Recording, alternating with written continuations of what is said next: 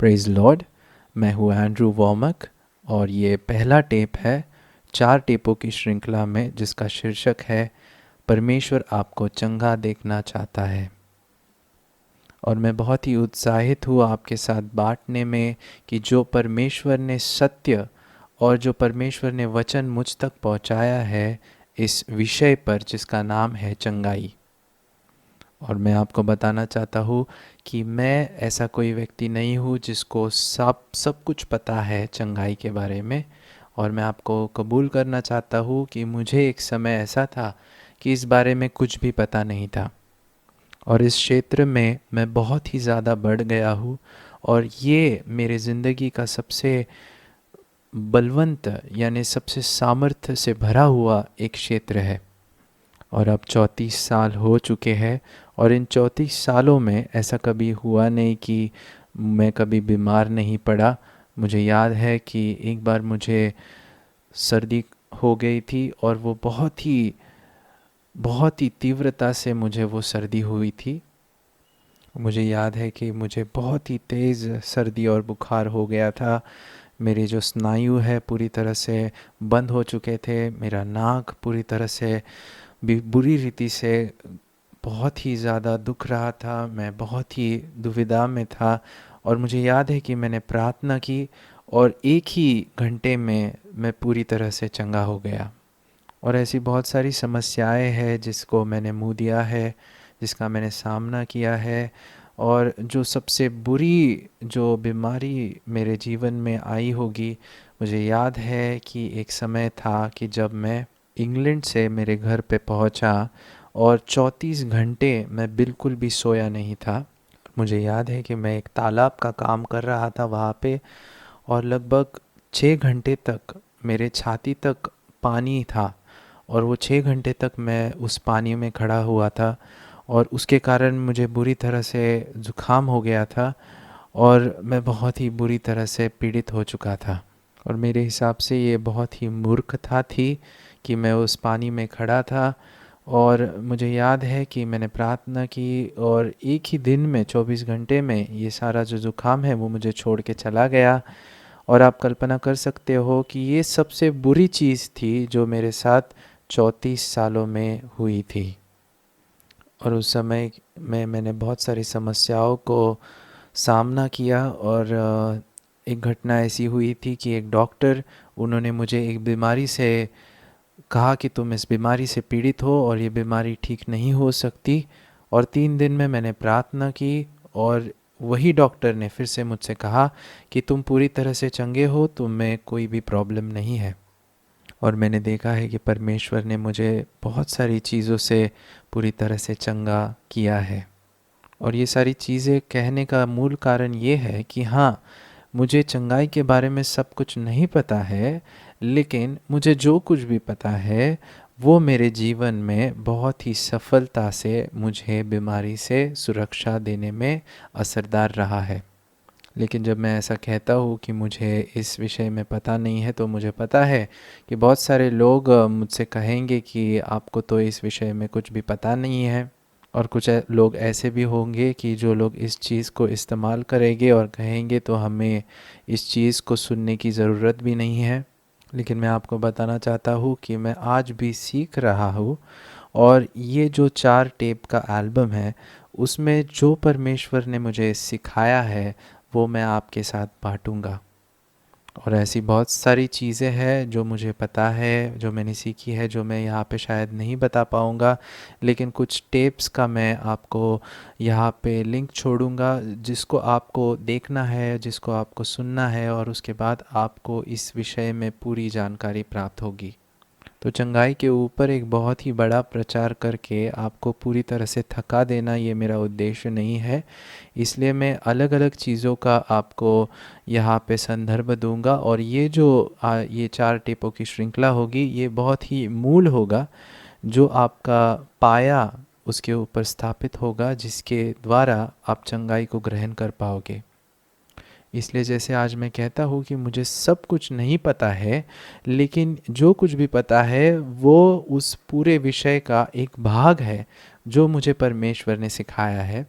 तो इसलिए अगर कोई ऐसा व्यक्ति है जो इस वचन को नहीं सुनना चाहता, तो मैं आपको बताना चाहता हूँ कि मेरा उदाहरण कि मैं 34 सालों से बिल्कुल भी बीमारी से मुक्त हूँ, क्योंकि मैंने इन सारे वचनों पे और जो कुछ भी परमेश्वर ने मुझे सिखाया है उसके ऊपर मनन किया है, और वो शब्द मेरे जीवन में कारगर है। और ऐसा बिल्कुल भी नहीं है कि मैंने चीज़ों को सामना नहीं किया है या फिर मेरे जीवन में बीमारी बिल्कुल भी नहीं आई है। मैंने बहुत सारी चीज़ों को पराजित किया है, मेरे पैरों के तले कुचला है, और उन सारी परिस्थितियों के ऊपर मैंने विजय प्राप्त की है। मैंने बहुत सारी चीज़ों और समस्याओं को मेरे जीवन में देखा है, और इसी के साथ मैंने हज़ारों लोगों के साथ प्रार्थना की है। और इस प्रार्थनाओं में और इस सफ़र में मैंने देखा है कि ऐसे जो लोग हैं जिन्हें बिल्कुल भी दृष्टि नहीं है, जो बिल्कुल भी देख नहीं पाते थे, उनकी आंखें खुल गई है। ऐसे लोग जो थोड़ा थोड़ा देख पाते थे, उनकी भी आंखें पूरी तरह से खुल गई है। इतना ही नहीं, ऐसे लोग जिनको सुनने में तकलीफ़ थी या फिर बिल्कुल भी सुन नहीं पाते थे, या फिर जन्म से उनके कान में जो ईयर ड्रम होता है वो अवयव नहीं था, कान का पर्दा नहीं होने वाले लोग भी आज पूरी तरह से सुन पा रहे हैं। या फिर ऐसे लोग जिन्होंने सर्जरी के द्वारा अपने कान का पर्दा निकाल दिया था, या फिर ऐसे लोग जिनका कान का पर्दा पूरी तरह से ख़राब हो चुका था। मैंने देखा है कि परमेश्वर ने कैसे उन्हें फिर से एक बार पुनर्स्थापित किया है, फिर से एक बार उनको सुनने में पूरी तरह से ताकत दी है।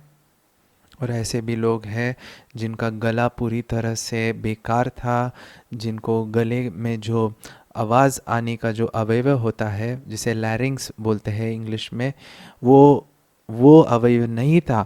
ऐसे लोग भी बोलना शुरू कर दिए और अन्य भाषा में उन्होंने प्रार्थना करना शुरू कर दिया।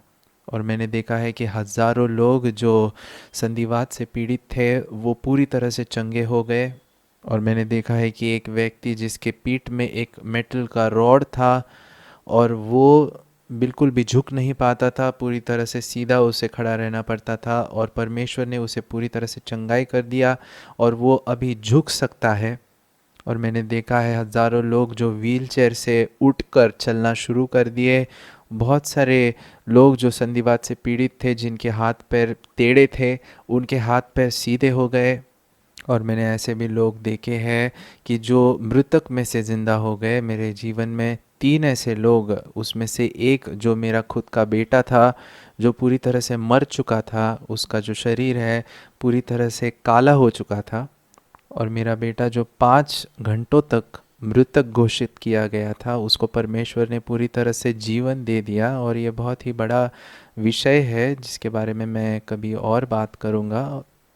और मैं बताना चाहता हूँ कि ये सारी चीज़ें कोई मैं मेरा गौरव करने के लिए नहीं कर रहा हूँ, लेकिन ऐसा अगर कोई व्यक्ति होगा कि जो बोलता है कि तुम्हें तो कुछ पता नहीं है और तुम हमें क्या सिखाओगे, तो मैं उसे बताना चाहता हूँ कि जब तक तुम उस स्थिति में, उस परिस्थिति में पहुंच नहीं जाते कि जहां पर तुम मुझे आकर कहते हो कि हाँ मुझे तुमसे ज़्यादा पता है, या फिर मैंने ज़्यादा चीज़ों का अनुभव किया है, और या फिर वो व्यक्ति ऐसा कहता है कि मुझे ऐसी कोई चीज़ मिली है कि जो तुम जो बता रहे हो उससे ज़्यादा कारगर है या फिर उससे ज़्यादा असरदार है, तो अगर ऐसा है तो ठीक है। लेकिन अगर ऐसा नहीं है तो मैं आपको बताना चाहता हूँ कि मैं सारी जो चीज़ें बोल रहा हूँ उसको आपको बहुत ही गंभीर रीति से सुनना चाहिए।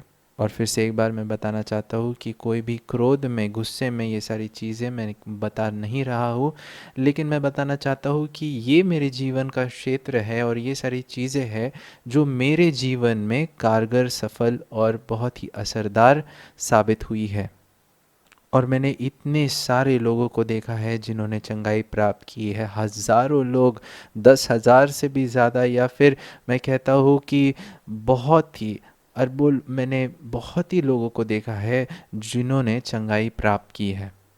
और ऐसे बहुत सारे लोग जिनको मैंने वैयक्तिक रीति से मैं उनसे मिला हूँ, उनसे प्रार्थना की है, या फिर ऐसे लोग जिनको मैंने पढ़ाया है ये वचनों से और उन्होंने जाकर दूसरे लोगों के लिए प्रार्थना की है और मैंने देखा है कि वे सारे लोग चंगे हो गए हैं।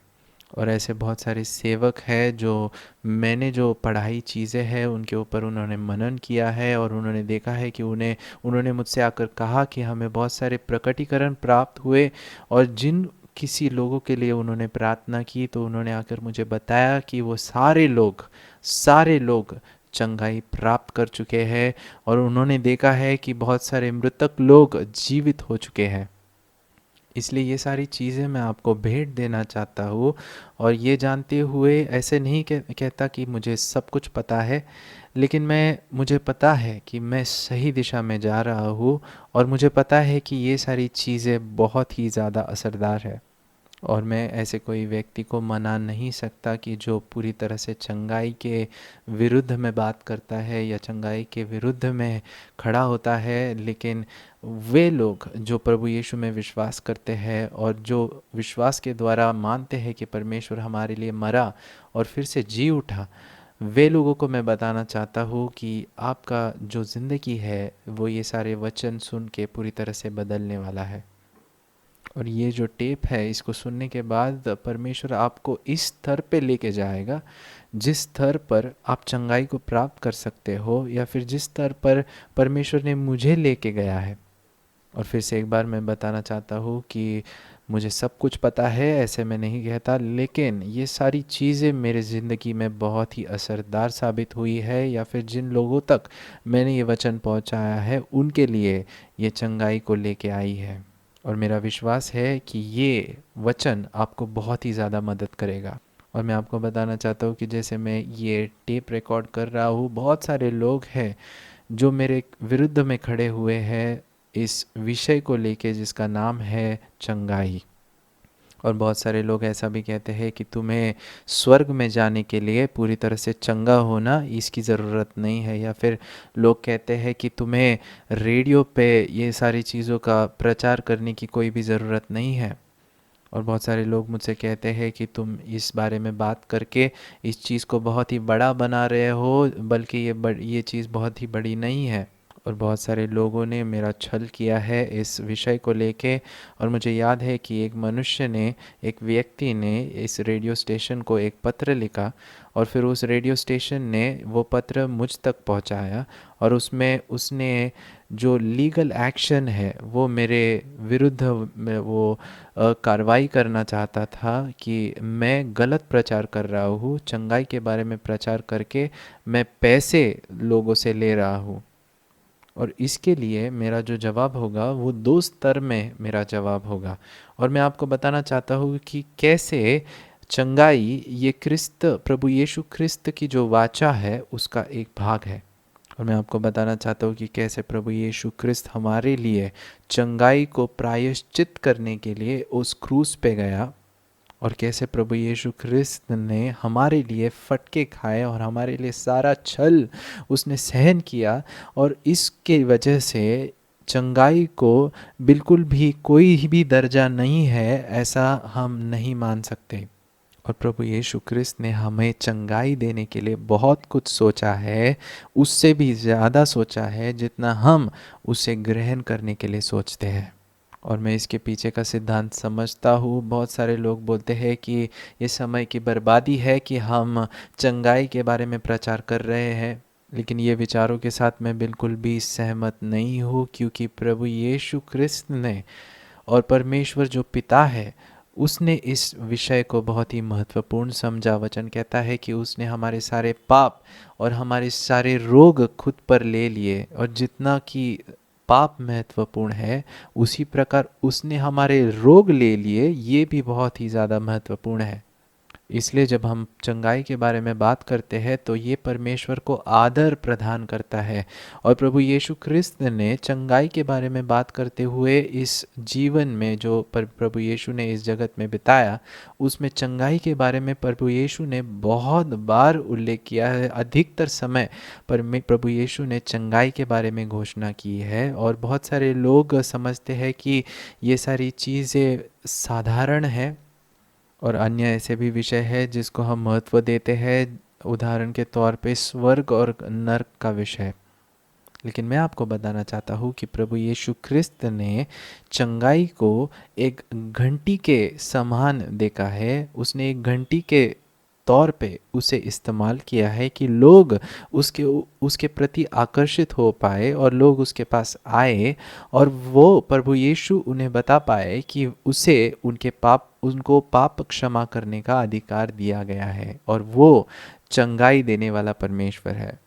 और मैं आपको वचन से उदाहरण देना चाहता हूँ कि उसका उल्लेख बाइबल में दिया गया है कि कैसे परमेश्वर ने इस चीज़ को, चंगाई को इस्तेमाल किया। और उसका संदर्भ मरकुस उसके 2 अध्याय में है। और एक वचन से आगे हम जब पढ़ते हैं तो यहाँ पे हम देखते हैं कि प्रभु यीशु कफरनहूम में पहुँचा था, और वहाँ पे वो एक घर में प्रचार कर रहा था, और लोगों की भीड़ वहाँ पे उमड़ रही थी उसके शब्द सुनने के लिए।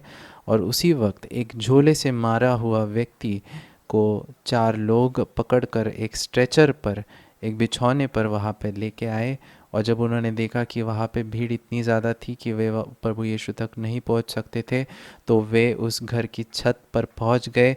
वो छत को उन्होंने तोड़ा या फिर खोल दिया, और उस व्यक्ति का जो बिछौना था, उसका जो स्ट्रेचर था, उसको उन्होंने छत से उसको प्रभु यीशु तक नीचे उतार दिया।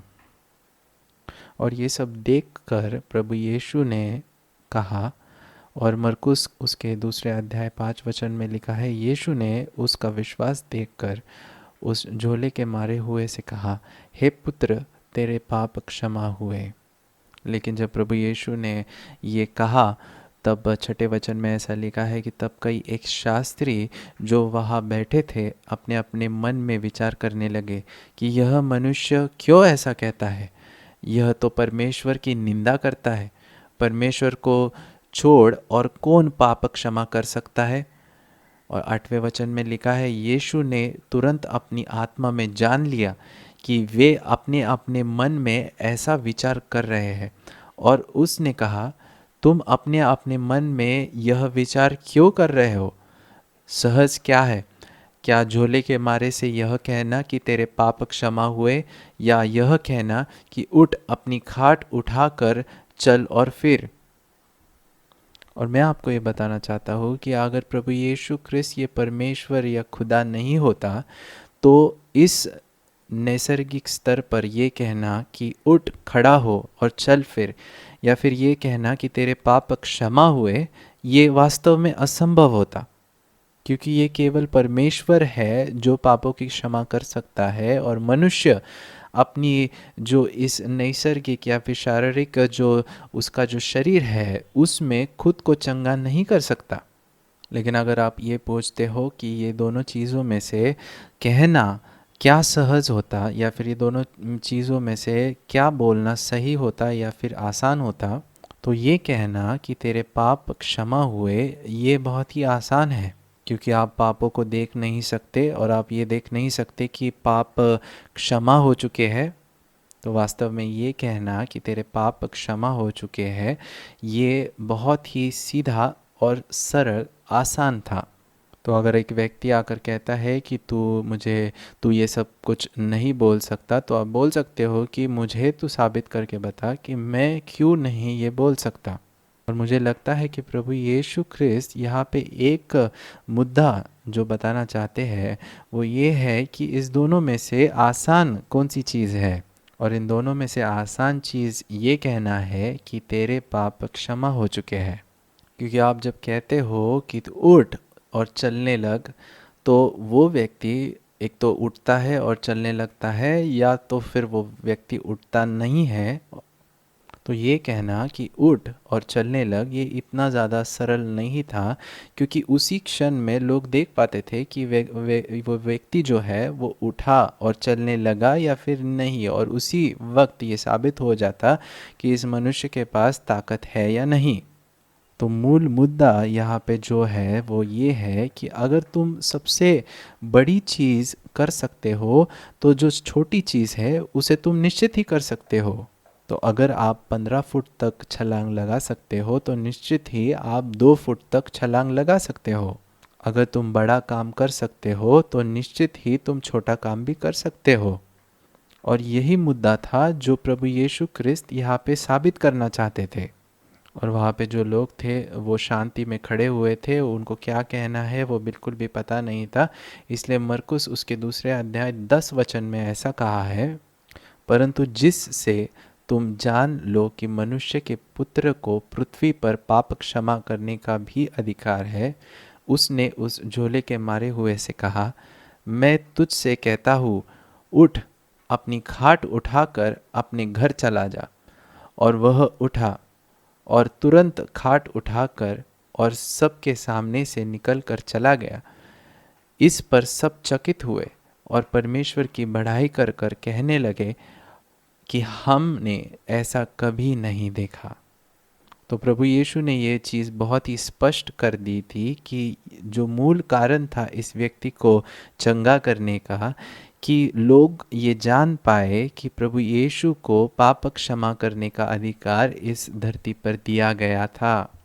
तो प्रभु यीशु ने चंगाई को इस तरीके से इस्तेमाल किया कि लोग ये चीज़ को जान पाए कि प्रभु यीशु को जो चीज़ें दिखाई नहीं देती हमें इस जगत में, उन सारी चीज़ों पर प्रभु यीशु को अधिकार दिया गया था। तो इससे साबित होता है कि अगर प्रभु यीशु क्रिस्त जो शारीरिक चीज़ें हैं उसको चंगा कर सकता था, तो वो आत्मिक चीज़ों को भी चंगा कर सकता था। तो ये प्रभु यीशु क्रिस्त ने जो चंगाई थी उसको 1 घंटे के समान इस्तेमाल किया, ताकि लोग उसके ओर आकर्षित हो पाए, उसकी ओर आए और वो जो कह रहा है उसे ग्रहण करे, उसको सुने और फिर लोग चंगाई प्राप्त करें। और प्रभु यीशु ने अनेक प्रसंगों पे ये बाइबल में कहा है कि मेरे पास एक अद्भुत साक्ष्य है, और यूहन्ना जो बपतिस्मा देने वाला है उससे भी बढ़कर मेरे पास एक अद्भुत साक्ष्य है। और उसने कहा कि जो अद्भुत साक्ष्य है वो यह है कि जो काम मैं करता हूँ या फिर जो चमत्कार मैं करता हूँ। तो प्रभु यीशु ने कहा कि जो चमत्कार मैं करता हूँ वो एक बहुत ही बड़ी साक्ष्य है कि वो कौन है और उसकी सत्यता क्या है और वो क्या साबित करना चाहता है। और जो चमत्कार प्रभु यीशु ने किए वो चमत्कार एक बहुत ही बड़ी साक्ष्य थी, और वो साक्ष्य उस चीज़ से भी बड़ी थी जो यूहन्ना बपतिस्मा देने वाला प्रचार करता था। आज इस जगत में हम देखते हैं कि बहुत सारे लोगों का मत ऐसा है कि हमें चमत्कारों की ज़रूरत नहीं है क्योंकि हमारे पास परमेश्वर का वचन है। लेकिन ये संदेश नहीं है जो बाइबल हमें सिखाना चाहती है। मरकुस उसके 16वें अध्याय में जैसे प्रभु यीशु ने अंतिम कुछ सूचनाएं अपने शिष्यों को दी, जिसके बाद प्रभु यीशु स्वर्ग में उठाए गए, और जिसके बाद वो परमेश्वर उस स्वर्ग में चले गए, और वो यह थी, और प्रभु यीशु ने अपने शिष्यों से कहा कि तुम जाकर शुभ वर्तमान इस पूरे जगत को बताओ। और मरकुस उसके 16वें अध्याय में 17वें वचन में उसने कहा है, और विश्वास करने वालों में ये चिन्ह होंगे कि वे मेरे नाम से दुष्ट आत्माओं को निकालेंगे, नई नई भाषा बोलेंगे, सांपों को उठा लेंगे, और यदि वे नाश वस्तु भी पी जाए तो भी उनकी कुछ हानि न होगी। वे बीमारों पर हाथ रखेंगे और वे चंगे हो जाएंगे। और आगे 19 वचन में लिखा है, निदान प्रभु यीशु उनसे बातें करने के बाद स्वर्ग पर उठा लिया गया और परमेश्वर की दाहिनी ओर बैठ गया। और उन्होंने निकलकर हर जगह प्रचार किया, और प्रभु उनके साथ काम करता रहा और उन चिन्हों के द्वारा जो साथ साथ होते थे वचन को दृढ़ करता गया। आमीन। दूसरे शब्दों में अगर हम कहें तो प्रभु यीशु क्रिस्त जब चिन्ह चमत्कार होते थे और जब दिखाता था, तब जो सत्य वचन प्रचार हुआ है उसका वो एक चिन्ह होता था, उसका एक स्थापना होती थी, वो एक सत्यता होती थी कि जब सत्य वचन प्रचार होता था उसके बाद चिन्ह और चमत्कार दिखते थे और वो वचन दृढ़ होता था। और मैं आज बताना चाहता हूँ कि जो कोई भी परमेश्वर के वचन का प्रचार करते हैं और अगर उनकी सेवकाई के द्वारा अगर चिन्ह और चमत्कार नहीं हो रहे हैं, नहीं दिख रहे हैं, तो उनको एक बार सोचना चाहिए कि क्या वह सत्य वचन का प्रचार कर रहे हैं। मुझे गलत मत समझिए, मैं ऐसे नहीं कहना चाहता कि जिस व्यक्ति की सेवकाई के द्वारा चिन्ह चमत्कार नहीं दिख रहे हैं वो एक परमेश्वर का दास नहीं है। लेकिन मैं ये बताना चाहता हूँ कि ये परमेश्वर की काम करने की एक रीति है कि जब सत्य वचन का प्रचार होता है उसके बाद चिन्ह और चमत्कार उसके पीछे पीछे आते हैं, होते हैं। और हम ऐसी घड़ी और ऐसे दिनों में जी रहे हैं कि जो उद्धार का संदेश है वो तो पूरी तरह से भ्रष्ट हो चुका है और इस संदेश के बहुत सारे विभिन्न भाग हो चुके हैं। और बस हम देखते हैं कि लोग प्रचार करते हैं पाप क्षमे के ऊपर, पापों की क्षमा, इसके ऊपर बहुत अधिक प्रचार होता है। और अगर हम सिर्फ यही प्रचार करेंगे तो हम देखेंगे कि लोगों के पाप क्षमा हो रहे हैं, उनका पुनर्जन्म हो रहा है प्रभु यीशु में। और लेकिन हम पूर्णतः का जो संदेश है उसको नहीं खोज पाएंगे, उसको नहीं अनुभव कर पाएंगे। और जिस कलीसिया में जिस सेवक के द्वारा उस पूर्णतः के संदेश का प्रचार होता है, उस सेवकाई के द्वारा हम देखेंगे कि चिन्ह चमत्कार उस सेवकाई में ज़रूर और ज़रूर दिखाई पड़ेंगे। और यही परमेश्वर की काम करने की रीति है, परमेश्वर के यही सिद्धांत है।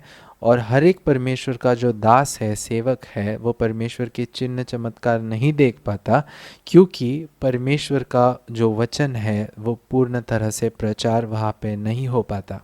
ऐसे बहुत सारे परमेश्वर के दास हैं जिनके द्वारा परमेश्वर ने अद्भुत काम किया है और उनके द्वारा सेवकाई में उन्हें बहुत सारे प्रकटीकरण प्राप्त हुए हैं, अनेक लोगों के चंगा हुए हैं अनेक लोग। और मैं यहाँ पे बैठकर ऐसा नहीं बताऊंगा कि ये परमेश्वर के दास नहीं है और ऐसे नहीं बोलूँगा कि ये परमेश्वर का पूरा प्रचार और परमेश्वर का सत्य वचन प्रचार नहीं कर रहे हैं। लेकिन जो भी परमेश्वर का सत्य वचन प्रचार करेगा उसके द्वारा चिन्ह और चमत्कार हमेशा दिखाई देंगे। और एक वचन जो इसी के संदर्भ में है वो है इब्रानियों 2 अध्याय उसके 4 वचन में। और साथ ही परमेश्वर भी अपनी इच्छा के अनुसार चिन्हों और अद्भुत कामों और नाना प्रकार के सामर्थ्य के कामों और पवित्र आत्मा के वरदानों की बांटने के द्वारा इसकी गवाही देता रहा। और इस वचन से हमें ये समझता है कि जो परमेश्वर है, जो हमारा पिता है, जो स्वर्ग में है, उसने प्रभु यीशु के कामों और उसके प्रचार की पुष्टि की उसके चिन्ह और चमत्कारों के दिखाए जाने के द्वारा। और सिर्फ प्रभु यीशु के कामों की नहीं, बल्कि प्रभु यीशु को स्वर्ग में उठा लेने के बाद जो शिष्य थे जिन्होंने इस दुनिया में सेवकाई की, उनके द्वारा भी परमेश्वर ने उनकी कामों की भी पुष्टि चिन्ह और चमत्कारों के द्वारा की। तो इस बात का संदर्भ ये है, आपको ये बताना चाहता हूँ कि प्रभु यीशु ख्रिस्त और शुरुआत के समय में जो प्रेक्षित थे वो परमेश्वर की ताकत में वहाँ पे प्रचार करते थे, उसकी पूरी सामर्थ में वह वहाँ पे कार्यरत थे। तो मेरा विश्वास है कि आज का जो युग है, आज के जो प्रचारक है, वे इस सामर्थ्य में प्रचार नहीं करते हैं या फिर इस ताकत में वे कार्यरत नहीं है। और सबसे उत्तम उदाहरण प्रभु यीशु का है। और मुझे नहीं लगता कि आज के युग में ऐसा कोई भी व्यक्ति है कि जो परमेश्वर या फिर प्रभु यीशु की परिपूर्णता में उसने काम किया है या फिर उसने प्रचार किया है। और अगर प्रभु यीशु और जो शुरुआत के समय के जो प्रेक्षित थे, अगर वे लोगों को चिन्ह और चमत्कारों की ज़रूरत थी उनके कामों और उनके वचन जो वो प्रचार करते थे उसकी सत्यता की पुष्टि होने के लिए, तो हम ऐसे कौन से व्यक्ति है या फिर हम पे ऐसा कौन सा बड़ा अभिषेक है कि हम ऐसा सोचते हैं कि हमें इन चमत्कारों की बिल्कुल भी ज़रूरत नहीं। और अगर हम यहाँ पर रुक कर इस चीज़ के बारे में विश्वास करें तो हमें लगेगा कि ये वाक्य बहुत ही एक क्रोध देने वाला वाक्य है, क्योंकि प्रभु यीशु ख्रिस्त और पहले के जो प्रेषित थे उन्हें चिन्ह और चमत्कारों की ज़रूरत थी कि उनके शब्दों के प्रचार की पुष्टि होने के लिए और परमेश्वर को गौरव हो। Praise the Lord. और आज हमें भी उसी प्रकार से हमें भी उसके चिन्ह और चमत्कारों की ज़रूरत है कि हम जो प्रचार कर रहे हैं उसकी पुष्टि हो पाए। और मैं आपको बताना चाहता हूँ कि अगर प्रभु यीशु का जो शरीर है, अगर ये जो मंडली है, ये इस तरह से प्रस्तुत होती कि प्रभु यीशु केवल आपको पाप से क्षमा नहीं करना चाहता, लेकिन हमें चंगा करना चाहता है, हमारे आर्थिक समस्याओं को वो दूर करना चाहता है, हमें डिप्रेशन से बाहर निकालना चाहता है और निराशा से वो बाहर निकालना चाहता है, अगर वे इस प्रकार का पूर्ण समाचार ऐसे प्रचार करते तो हम हमारी जगत पर एक बहुत ही बड़ा प्रभाव आज डाल पाते। और मुझे लगता है एक वो चीज़ है जिसने आज के आधुनिक मंडली को, चर्च को पूरी तरह से निष्कार्य कर दिया है, वो यह है कि उन्होंने बस एक ही प्रचार किया है कि परमेश्वर तुम्हारे लिए आज और उसके बाद सदा सर्वकाल है। उन्होंने नाते संबंध जो आपका और परमेश्वर का है उसके बारे में प्रचार किया है, या फिर स्वर्ग और नर्क के बारे में उन्होंने प्रचार किया है, बल्कि उन्होंने इसका प्रचार नहीं किया कि परमेश्वर आपको इसी वक्त वो तुमसे प्रेम करता है, कि वो आपको एक प्रभावी और पूरी तरह से विजयी जीवन इसी वक्त वो आपको देना चाहता है। उन्होंने चंगाई का और उन्नति का प्रचार नहीं किया है। उन्होंने शैतानी ताकत से छुटकारे का प्रचार नहीं किया है। और इसीलिए बहुत सारे लोग जिनके संपर्क में मैं आया हूँ या फिर जिनको मैंने बातचीत उनके साथ की है, उनको प्रचार किया है, उनका विश्वास है कि परमेश्वर इस जगत में है।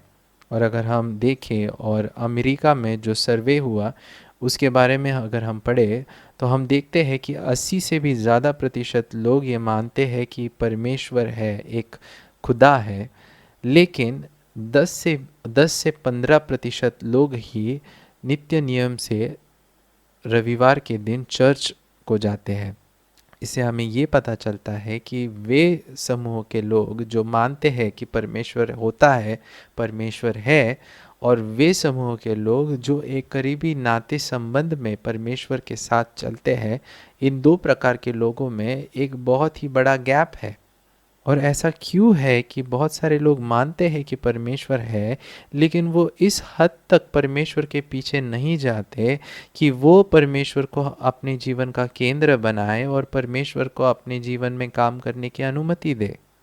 इसके बहुत सारे उत्तर हैं, लेकिन मुझे लगता है कि उनमें से एक उत्तर ऐसा है कि जो आज की मंडली है उसने परमेश्वर के साथ और अपना जो नाते संबंध है उसको स्वर्ग और नर्क के हिसाब से दर्शाया है। अगर तुम पाप करते हो, अगर तुम्हारी पापों की क्षमा होती है तो तुम स्वर्ग में जाते हो, अगर नहीं तो तुम नर्क में जाते हो। हाँ, मैं इस चीज़ों से सहमत हूँ कि हमें एक स्वर्ग है जो प्राप्त करना है और एक नर्क है जो हमें गंवाना है। इन सारी चीज़ों पे मेरा विश्वास है, लेकिन ऐसे बहुत सारे लोग हैं जो इस दुनिया में जीते हुए भी नर्क का अनुभव कर रहे हैं। वो डिप्रेशन में है, तनाव में है, टेंशन में है, बीमारियों में है और अनेक सारे दुविधाओं में घिरे हुए हैं। उनका तलाक हो चुका है, उनके नाते संबंध उनके घर वालों के साथ अच्छे नहीं है, और इन लोगों को ये पता ही नहीं है कि परमेश्वर इन सारी चीज़ों का हल देने में सक्षम है। वो बस सोचते हैं कि परमेश्वर हमारे साथ इस वक्त है और उसके बाद भी परमेश्वर हमारे साथ सदा सर्वकाल रहेगा। और इन लोगों की दृष्टि बहुत ही सीमित है।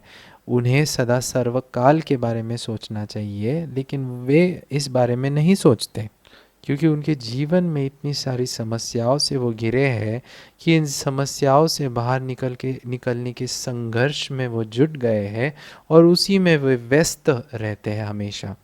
और इन सारे लोगों को वास्तव में पता होता है कि परमेश्वर होता है और परमेश्वर है, लेकिन उस बारे में जब तक वो उनके मरने का समय नहीं आता उस बारे में वे सोचते नहीं हैं। लेकिन अगर कलीसिया खुद को इस प्रकार से प्रस्तुत करे कि परमेश्वर तुम्हारे साथ है, वो आपको चंगा करेगा, वो आपको आपकी निराशा से बाहर निकालना चाहता है, वो आपके तनाव को दूर करना चाहता है, आपके आंसुओं को पोंछना चाहता है, वो आपकी बीमारियों को चंगा करना चाहता है, तो परमेश्वर आपको इस प्रकार से उन्नति देगा जो आपके खुद के बल पर आपने कभी भी प्राप्त नहीं कर सकते। अगर हम इस चीज़ को इस तरह से प्रस्तुत करते हैं कि परमेश्वर केवल पाप क्षमा के लिए नहीं है, लेकिन बाकी इन सारी चीज़ों के लिए परमेश्वर हमेशा उपलब्ध रहता है, तभी परमेश्वर का जो अस्तित्व है वो हमारे जीवन में वास्तव में काम कर पाएगा।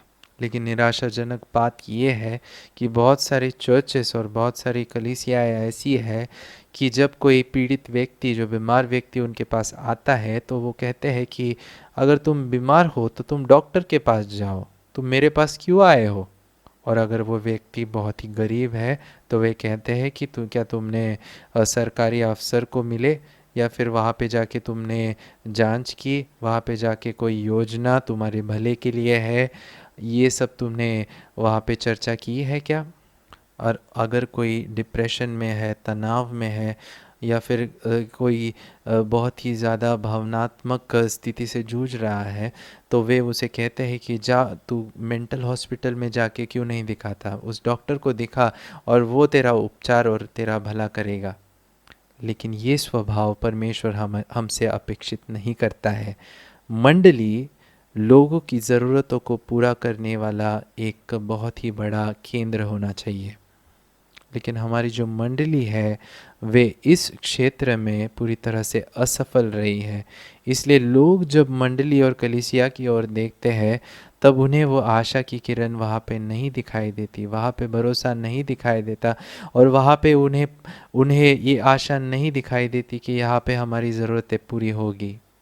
लेकिन यही लोग परमेश्वर के अस्तित्व पे कभी भी कोई प्रश्न नहीं उठाते। उनका भरोसा है कि परमेश्वर होता है, लेकिन जब तक वो मरण का समय, उनके मृत्यु का समय निकट नहीं आता, तब तक वो परमेश्वर के पास नहीं आ पाते।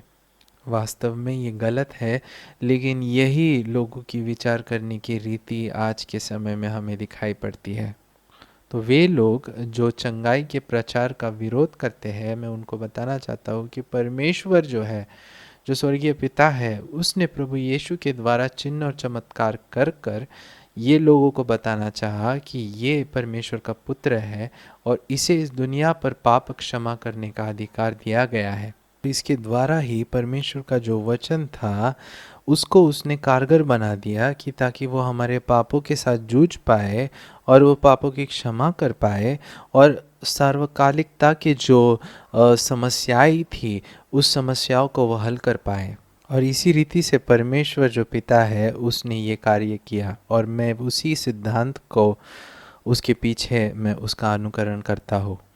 और जब कोई लोग ऐसा बोलते हैं कि परमेश्वर आपके शारीरिक चंगाई के बारे में बिल्कुल भी परवाह नहीं करता, या फिर परमेश्वर ने खुद ने ही अपनी इच्छा से तुम पर ये बीमारी को डाला है, तो ये बहुत ही गलत संदेश लोगों तक पहुंचाता है। जब लोग बोलते हैं कि परमेश्वर ने तुम पर ये बीमारी को लादा है या फिर डाल दिया है, तो मैं मेरा पूरा प्रयास करूँगा कि मैं इस चीज़ को गलत साबित करूँ, क्योंकि परमेश्वर ऐसा कभी भी नहीं करता। और जब मंडली इस चीज़ का प्रचार करती है तो एक बहुत ही बुरा संदेश लोगों तक पहुँचाता है। और जब मैं 12 साल का हुआ और उसके बाद 1 महीना गुजर चुका हो था, उसी वक्त मेरे पिताजी जो थे वो मर गए, और वो मरने से पहले बहुत लंबे समय तक वो कोमा में रहे, अस्पताल में रहे। और मेरे जीवन का ये बहुत ही बुरा अनुभव था कि जब मैं केवल 11 साल का था तो मेरे पिताजी जीवन के साथ संघर्ष कर रहे थे, जूझ रहे थे, वो अपनी जीवन की आखिरी सांसें गिन रहे थे। और जिस मंडली को मैं जाता था उस मंडली के लोगों ने कहा कि परमेश्वर ही है जिसने ये बीमारी तेरे पिता के ऊपर डाली, और परमेश्वर की इच्छा के अनुसार ही तेरे पिता मरण प्राप्त हुए या फिर वो मर गए। और मैंने इस चीज़ का विरोध भी नहीं किया कभी भी, और मैं आपको उदाहरण कुछ चीज़ों के देना चाहता हूँ, कुछ लोगों का देना चाहता हूँ। और इनमें से कई लोग ऐसे हैं कि जो बहुत ही प्रचलित ऐसे लोग हैं, और मैं किसी भी व्यक्ति का नाम यहाँ पे नहीं लेना चाहता हूँ, लेकिन ये बहुत ही प्रचलित लोग थे जिन्होंने अंतर्राष्ट्रीय स्तर पर बहुत सारी किताबें लिखी थी। और ऐसा हुआ कि एक सिस्टर, जो बहन थी, वो मर गई, और वहाँ पे उन्होंने कहा कि ये परमेश्वर है जिसने ये चीज़ की है। और जो व्यक्ति इस बहन के बहुत ही करीबी थे और उसके रिश्तेदार थे, और जिस व्यक्ति के बारे में मैं इस वक्त सोच रहा हूँ, वह व्यक्ति पूरी तरह से परमेश्वर के विश्वास से दूर चले गए। और वो आज एक नास्तिक बोल के कहलाते। उनका विश्वास है कि परमेश्वर नहीं होते, और वो ऐसा मानते हैं कि परमेश्वर, अगर तुम बोलते हो कि अगर परमेश्वर है, तो ऐसा कैसे कह सकते हो कि परमेश्वर ने ये बीमारी तुम पे डाली है और उसके कारण ही, उसकी इच्छा के अनुसार ये व्यक्ति मरण प्राप्त हुए या फिर मर गए। और वो हर बार यही चीज़ का उदाहरण दे के हमें बताते हैं कि तुम ऐसा कैसे कह सकते हो कि ये परमेश्वर ने किया है। और इस चीज़ के कारण उनका विश्वास पूरी तरह से परमेश्वर से उठ गया। और ये चीज़ अगर हम कहते हैं तो ये एक बहुत ही बुरा संदेश लोगों तक पहुंचाता है। परमेश्वर की जो छवि है लोगों के लिए, वो पूरी तरह से बदल जाती है। और परमेश्वर जो है उसके बारे में लोग बहुत ही बुरा विचार करने लगते हैं। वाकई में परमेश्वर ऐसा नहीं है। और ऐसा संदेश परमेश्वर के बारे में जो अगर हम पहुंचाते हैं तो ये बहुत ही गलत बात है। और ऐसी चीज़ों के संदर्भ में मैं ऐसा विश्वास करता हूँ कि हाँ, चंगाई की घोषणा हमने करनी चाहिए, और छुटकारे की घोषणा और उसका प्रचार हमने अवश्य ही करना चाहिए। एक बात याद रखिए कि मैं चंगाई को पाप क्षमा के ऊपर का दर्जा नहीं देना चाहता, लेकिन उसी समय पर मैं चंगाई को पाप क्षमा के नीचे का दर्जा भी नहीं देना चाहता हूँ। और मुझे पता है कि ये जो मैंने वाक्य किया है, बहुत सारे लोगों को क्रोध देने वाला वाक्य हो पाएगा, लेकिन ये मुझे मेरे वचन के एक मुख्य सिद्धांत पर, एक मुख्य मोड़ पर ले आता है। और वो बात ये है कि चंगाई एक ऐसा और एक हिस्सा नहीं है या फिर एक भाग नहीं है, लेकिन चंगाई एक बहुत ही बड़ा मुख्य भाग है, एक मेन उद्देश्य है जिसके कारण परमेश्वर इस जगत में आया। और चंगाई वह चीज़ है जिसके लिए परमेश्वर हमारे लिए मारा गया, ताकि हमारे शरीर को चंगाई का अनुभव हो पाए। और ये कोई ऐसी चीज़ नहीं है जिसको हमने बस यूं ही इस चीज़ के साथ फ्री प्राप्त किया है, या फिर हम जैसे बोलते हैं बाय वन और गेट वन फ्री। तो ये प्लस वन या फिर एडेड बेनिफिट, एडेड आशीर्वाद, या फिर उसके साथ आया हुआ आशीर्वाद नहीं है, लेकिन ये एक मुख्य चीज़ है जिसके लिए परमेश्वर, एक बड़ा भाग है, वो एकमेव ऐसा भाग है जिसके लिए परमेश्वर इस जगत में आया और उसने हमारे लिए उस क्रूस के ऊपर जान दी।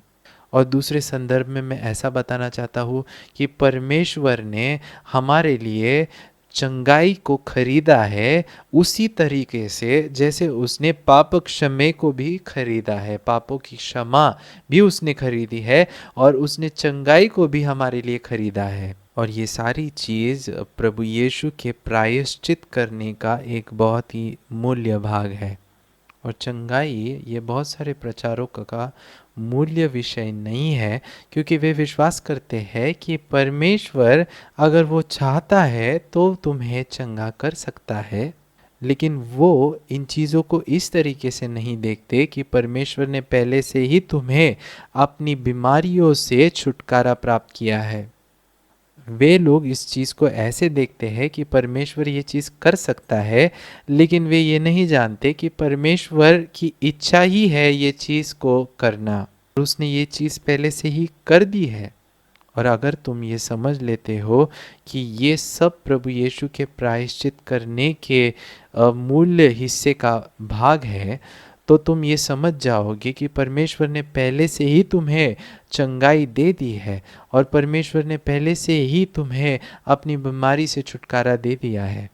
और वो एक पूरी तरह से समाप्त हो गया हुआ काम है, और परमेश्वर ने पहले से वो दे दिया है। और ये सारी चीज़ें पाप क्षमे के अनुसार ही, जैसे पापों की क्षमा हमें प्राप्त हुई है, उसी तरह तरीके से हमें ये सारी चीज़ें भी प्राप्त हो चुकी है।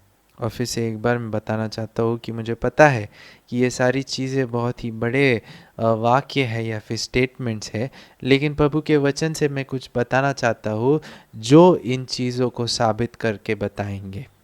और नए नियम में अगर हम देखते हैं तो 100 बार से भी ज़्यादा सोजो, ये जो ग्रीक वर्ड है SOZO, जिसका नाम है सोजो, ये शब्द लिया गया है। और इस शब्द का अर्थ होता है कि छुटकारा देना या फिर सुरक्षा प्रदान करना। और जब इस ग्रीक शब्द का भाषांतर किया गया तो हम देखते हैं कि केवल इस ये चीज़ का अर्थ बहुत ही सीमित नहीं है, लेकिन हमारी शारीरिक चीज़ों को भी सुरक्षा प्रदान करने के लिए या फिर छुटकारा देने के लिए इस शब्द का प्रयोग किया गया था। और अगर हम वचन से देखें तो हम देखते हैं गलतियों 1 अध्याय उसके 4 वचन में ऐसा लिखा है, उसी ने अपने आप को हमारे पापों के लिए दे दिया ताकि हमारे परमेश्वर और पिता की इच्छा के अनुसार हमें इस वर्तमान बुरे संसार से छुड़ाए, और ना कि उस संसार जो आने वाला है, लेकिन ऐसा लिखा है कि इस वर्तमान के संसार से छुड़ाने के लिए लिखा गया है। और ये जो विधान लिखा गया है ये बहुत ही बड़ा विधान है, इसके बारे में हमें सोचना चाहिए। और बहुत सारे लोग कहते हैं कि जो कुछ भी लिखा है, जो कुछ भी प्रभु यीशु ने किया है, वो बस आत्मिक स्तर के ऊपर किया, या फिर आत्मिक स्तर के लिए वो सारी चीज़ें लागू होती है, या फिर सार्वकालिकता के लिए, सार्वकालिकता या फिर आत्मिक ऋतु में या उस स्तर में ये सारी चीज़ें लागू होती है। और इसी के कारण हम ऐसे गीत लिखे गए हैं जिसमें है कि नीले आसमां के पार जाएंगे, और ऐसा ऐसा गीतकार लिखते हैं कि वो क्या दिन होगा और वो क्या वहाँ पे कितना अच्छा माहौल होगा। इसलिए ऐसे गाने हमको सुनने में मिलते हैं, देखने में मिलते हैं। और मैं क्या इन गानों के कोई भी विरुद्ध में बात नहीं कर रहा, और मैं नहीं बता रहा कि स्वर्ग में आनंद नहीं होगा या शांति नहीं होगी, अच्छा नहीं होगा, ऐसे नहीं बोल रहा हूँ। लेकिन मैं आपको बताना चाहता हूँ कि परमेश्वर सिर्फ सार्वकालिकता में हमें छुड़ाने के लिए नहीं, और वहाँ पे आने वाले कठिनाइयों को दूर करने के लिए नहीं, लेकिन वास्तविकता में वर्तमान में जिस समस्या में आप हो उससे भी छुड़ाने के लिए, उसको छुड़ाने के लिए परमेश्वर आपके लिए इस जगत में आया है। और इस वचन में जो शब्द लिखा गया है कि हमें बचाया गया, हमें बचाया प्रभु यीशु ने, उसका अर्थ सिर्फ नरक से बचाया या फिर पाप से बचाया या फिर आने वाली समस्याओं से हमें बचाया, इधर तक ही ये वचन सीमित नहीं है। लेकिन उसका अर्थ ऐसा भी होता है कि उसने हमें छुटकारा दिया है, हमारी सुरक्षा की है इस वर्तमान के हमारी शारीरिक जीवन में भी। और अगर हम देखते हैं बाइबल में 38 बार सोजो इस शब्द का जो भाषांतर किया गया, यानी उसका अर्थ होता है बचाए जाना, तो उसका भाषांतर इस तरह से किया गया कि पाप क्षमे के रूप में उसने हमें बचाया। 38 बार ऐसे उसका भाषांतर किया गया है। और समय सीमित होने के कारण मैं सारे शास्त्र भाग आपको बताने नहीं वाला, और लेकिन आपके पास समय होगा तो आगे वाले जो शास्त्र भाग है जो मैं बताऊंगा वो आप पढ़ सकते हो। और ये सारे ये जो शब्द है सोजो, ये बाइबल में इसका भाषांतर पाप क्षमे के लिए किया गया 38 बार। इसका संदर्भ आपको बाइबल में मिलेगा मत्ती 1:21 अध्याय, पहले कुरिन्थियों 1 उसका 21 अध्याय, इब्रानियों उसका 7वां अध्याय 25 वचन। और ये सूची बहुत ही बड़ी है। और हम देखते हैं कि 53 बार 53 टाइम्स बाइबल में सोजो इस शब्द का भाषांतर इस प्रकार किया गया जैसे भूतकाल में हमें परमेश्वर ने बचाया था या फिर बचा लिया, या फिर इंग्लिश में अगर हम देखते हैं तो he has saved us, SAVED, जो बीत चुका है या फिर भूतकाल की जो बात है, उस प्रकार उसका भाषांतर किया गया। लेकिन बाइबल में ऐसे भी कोई शास्त्र है जिसमें यही शब्द सोजो उसका भाषांतर चंगा कर दिया, इस प्रकार किया गया। और उदाहरण के तौर पर मरकुस उसके 5वें अध्याय में और उसके 23 वचन में हम देखते हैं कि जो याईर था, जो एक मंत्री था, वो जो एक अधिकार वाला व्यक्ति था, वो प्रभु यीशु के पास आता है क्योंकि उसकी बेटी ये मृत्यु की कगार पर खड़ी थी। और वो बेटी के लिए प्रार्थना करने के लिए, या फिर प्रभु यीशु के पास वो आता है कि मेरी बेटी मर रही है, तुम आके उसके लिए प्रार्थना करो। और हम देखते हैं कि 23 वचन में ऐसा लिखा है, और उसने यह कहकर बहुत विनती की कि मेरी छोटी बेटी मरने पर है, तू आकर उस पर हाथ रख कि वह चंगी होकर जीवित रहे। और यहाँ पे जो आखिर वाला वाक्य है कि वह चंगी होकर जीवित रहे, चंगी होना, यहाँ पर जो शब्द लिखा है वो ग्रीक भाषा में सोजो वही शब्द है जिसका अर्थ होता है कि चंगा करना। और उसका अर्थ होता है कि शारीरिक रीति से चंगा करना।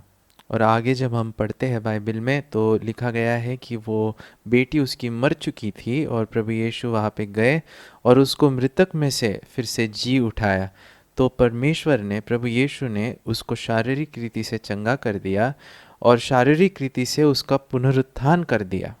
और दूसरा उदाहरण मैं आपको देना चाहता हूँ, लूका उसके 8वें अध्याय में अगर हम देखते हैं तो वहाँ पे एक मनुष्य है जिसको दुष्ट आत्माओं ने पीड़ित किया हुआ था, जकड़ा हुआ था, और बहुत सारे सालों से वो दुष्ट आत्माओं से पीड़ित था। और लिखा है कि वो उसे बांधते थे बंधनों में और बेड़ियों में उसे बांधते थे, लेकिन वो बेड़ियाँ तोड़कर जंगल में भाग जाता था। इतनी बुरी तरह से दुष्ट आत्माओं ने उसको पीड़ित करके रखा था। और जब प्रभु यीशु वहाँ पे आते हैं तो इस व्यक्ति को वो छुटकारा देते हैं, उसकी दुष्ट आत्माएँ भाग जाती है। और 36 वचन में लिखा है, और देखने वालों ने उसको बताया कि वह दुष्ट आत्मा का सताया हुआ मनुष्य किस प्रकार अच्छा हुआ। और यहाँ पे भी किस प्रकार अच्छा हुआ, ये वही शब्द है जिसका जो सोजो शब्द का उल्लेख हमने किया, वही शब्द यहाँ पे इस्तेमाल किया गया है और जिसका अर्थ होता है चंगा करना। और इसी शब्द का भाषांतर अनेक बार पापों की क्षमा के लिए इस्तेमाल हुआ था और इसी शब्द का भाषांतर चंगा करने के लिए भी इस्तेमाल हुआ है यहाँ पे।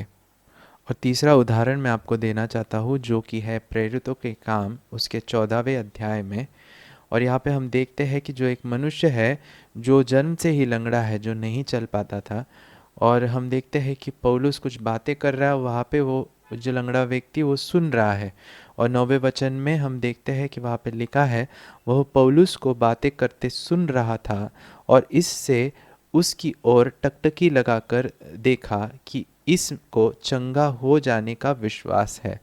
यहाँ पे जो शब्द आया है चंगा हो जाने का, और ये वही शब्द है सोजो जिसका ग्रीक में भाषांतर किया गया है पाप क्षमे के लिए, और यहाँ पे उसका भाषांतर किया गया है चंगाई के लिए या फिर चंगा करने के लिए।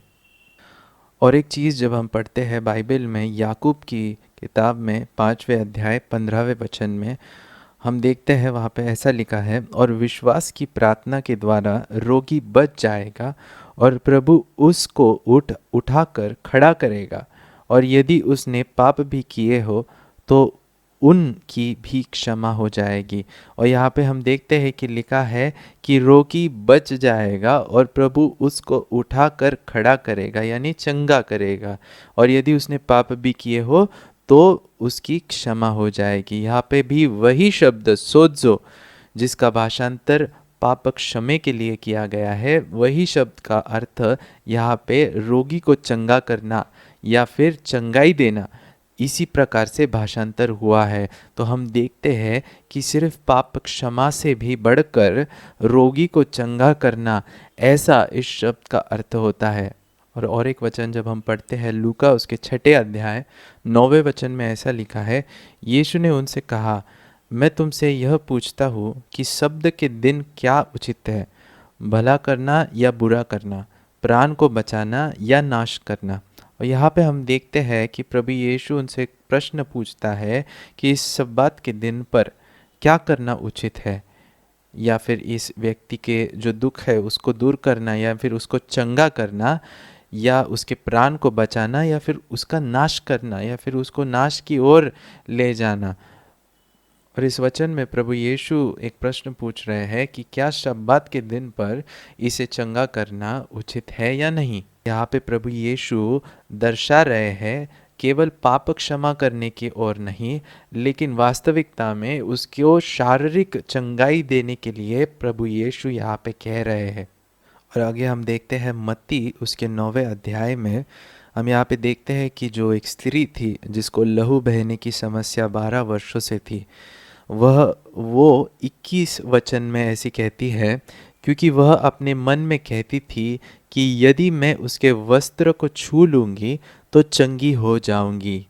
यहाँ पे चंगी हो जाऊँगी, ये शब्द मूल शब्द ग्रीक भाषा में सोजो है, जिसका भाषांतर यहाँ पे किया गया है चंगा होना, या फिर पूरी तरह से चंगा होकर पूरी तरह से परिपूर्ण होना। और यही कहानी अगर हम मरकुस की किताब उसके 5वें अध्याय 28 वचन में अगर हम पढ़ते हैं, वहाँ पे लिखा है, क्योंकि वह कहती थी यदि मैं उसके वस्त्र को छू लूँगी तो चंगी हो जाऊँगी। यहाँ पे चंगी हो जाऊँगी, ये शब्द वही शब्द है सोजो, जिसका भाषांतर यहाँ पे किया गया है परिपूर्ण होना। बाइबल में 8 बार इसका भाषांतर परिपूर्ण होना इस प्रकार से किया गया है। और आगे हम पढ़ते हैं मत्ती उसके 9वें अध्याय में और इसके 22 वचन में, यीशु ने फिर कर उससे देखा। और ये संदर्भ जो है वही स्त्री का संदर्भ, उसी स्त्री की कहानी है जिसको लहू बहने की समस्या थी। और 22 वचन में ऐसा कहा है, यीशु ने फिर कर उसे देखा और कहा, पुत्री ढाढ़स बांध, तेरे विश्वास ने तुझे चंगा किया है। सो वह स्त्री उसी घड़ी चंगी हो गई। तो यहाँ पे हम देखते हैं कि चंगी हो गई, 2 बार यहाँ पे वही शब्द सोजो वह उसका प्रयोग किया गया है, या फिर परिपूर्ण करना। और हमने पहले देखा कि इस शब्द का भाषांतर अनेक बार बाइबल में पापों की क्षमा के लिए किया गया है। तो हम देखते हैं कि ये शब्द सिर्फ पापों की क्षमा तक सीमित नहीं है, लेकिन इस शब्द का अर्थ चंगा होना, चंगा करना, या फिर परिपूर्ण करना इस प्रकार बाइबल में अनेक बार किया गया है। मरकुस के 6 अध्याय उसके 56 वचन में लिखा गया है, और जहाँ कहीं वह गांवों, नगरों और बस्तियों में जाता था तो लोग बीमारों को बाजारों में रख कर उससे विनती करते थे कि वह उन्हें अपनी वस्त्र की आंचल ही को छू लेने दे, और जितने उसे छूते थे सब चंगे हो जाते थे।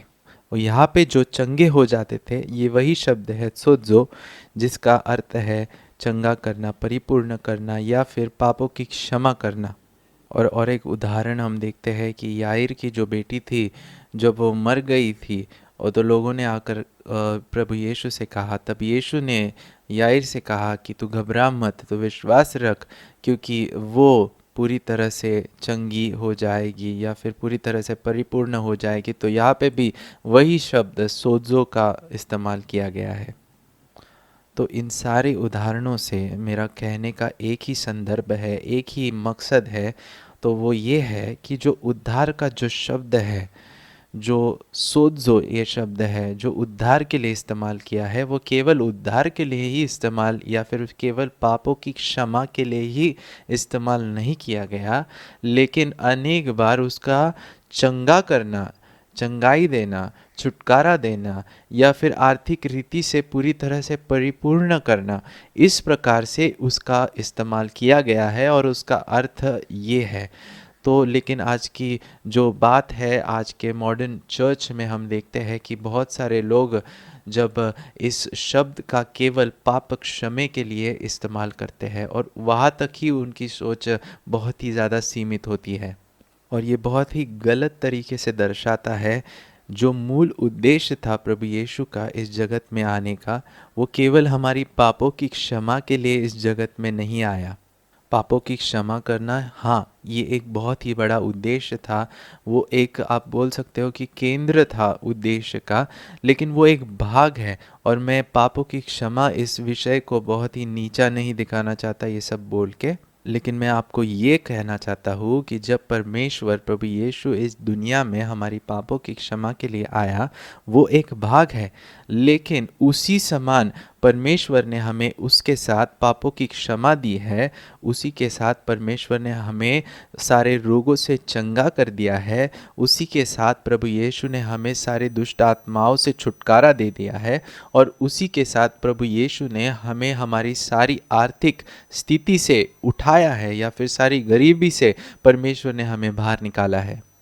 और अगर हम पढ़ते हैं दूसरे कोरिन्थियों उसके 8वें अध्याय में 9वें वचन में हम पढ़ते हैं, तुम हमारे प्रभु यीशु मसीह का अनुग्रह जानते हो कि वह धनी होकर भी तुम्हारे लिए कंगाल बन गया, ताकि उसके कंगाल हो जाने से तुम धनी हो जाओ।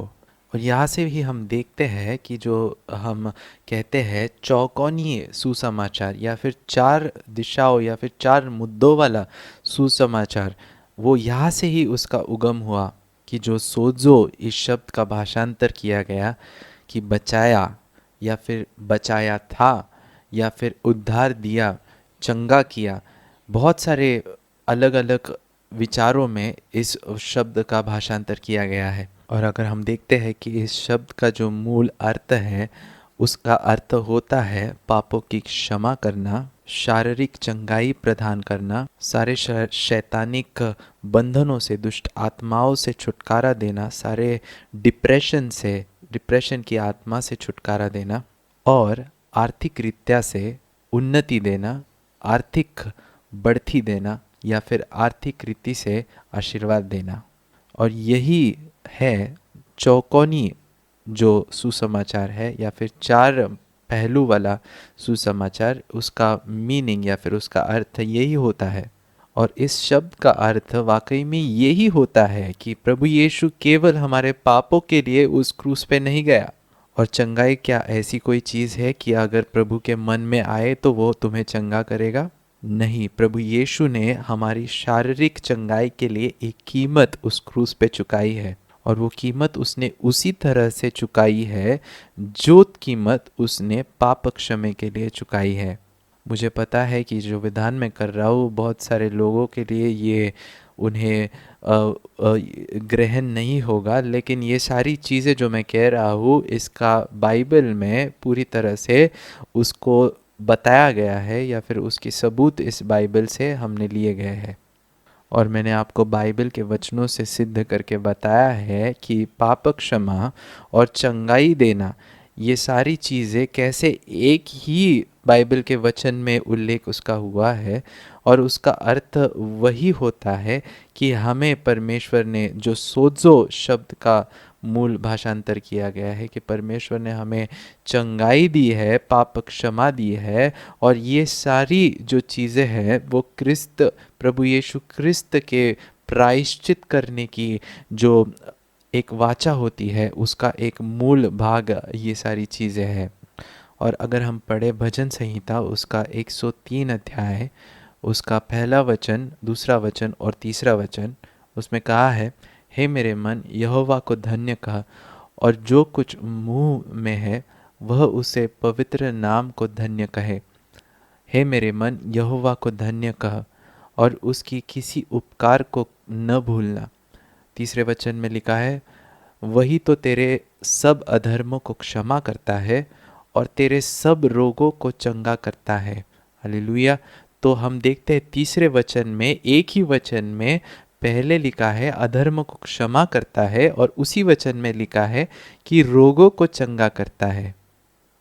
और यहीं पे हम देखते हैं कि ये सारी चीज़ें एक ही वचन में उल्लेख कर दी गई है कि पापों की क्षमा और चंगा करना। और एक मैं उदाहरण आपको देना चाहता हूँ। और अगर हम पढ़ते हैं पहले पतरस के दूसरे अध्याय उसके 24 वचन में लिखा है, वह आप ही हमारे पापों के लिए अपने देह पर लिए हुए क्रूस पर चढ़ गया, जिससे हम पापों के लिए मर करके धार्मिकता के लिए जीवन बिताए, उसी के मार खाने से तुम चंगे हुए। यहीं पे हम देखते हैं कि पाप क्षमा और धार्मिकता, पाप क्षमा, धार्मिकता और चंगा होना, चंगाई, ये सारे जो शब्द है वह एक ही वचन के साथ यहाँ पे जुड़े हुए हैं, एक ही वचन के साथ यहाँ पे उसका उल्लेख हुआ है।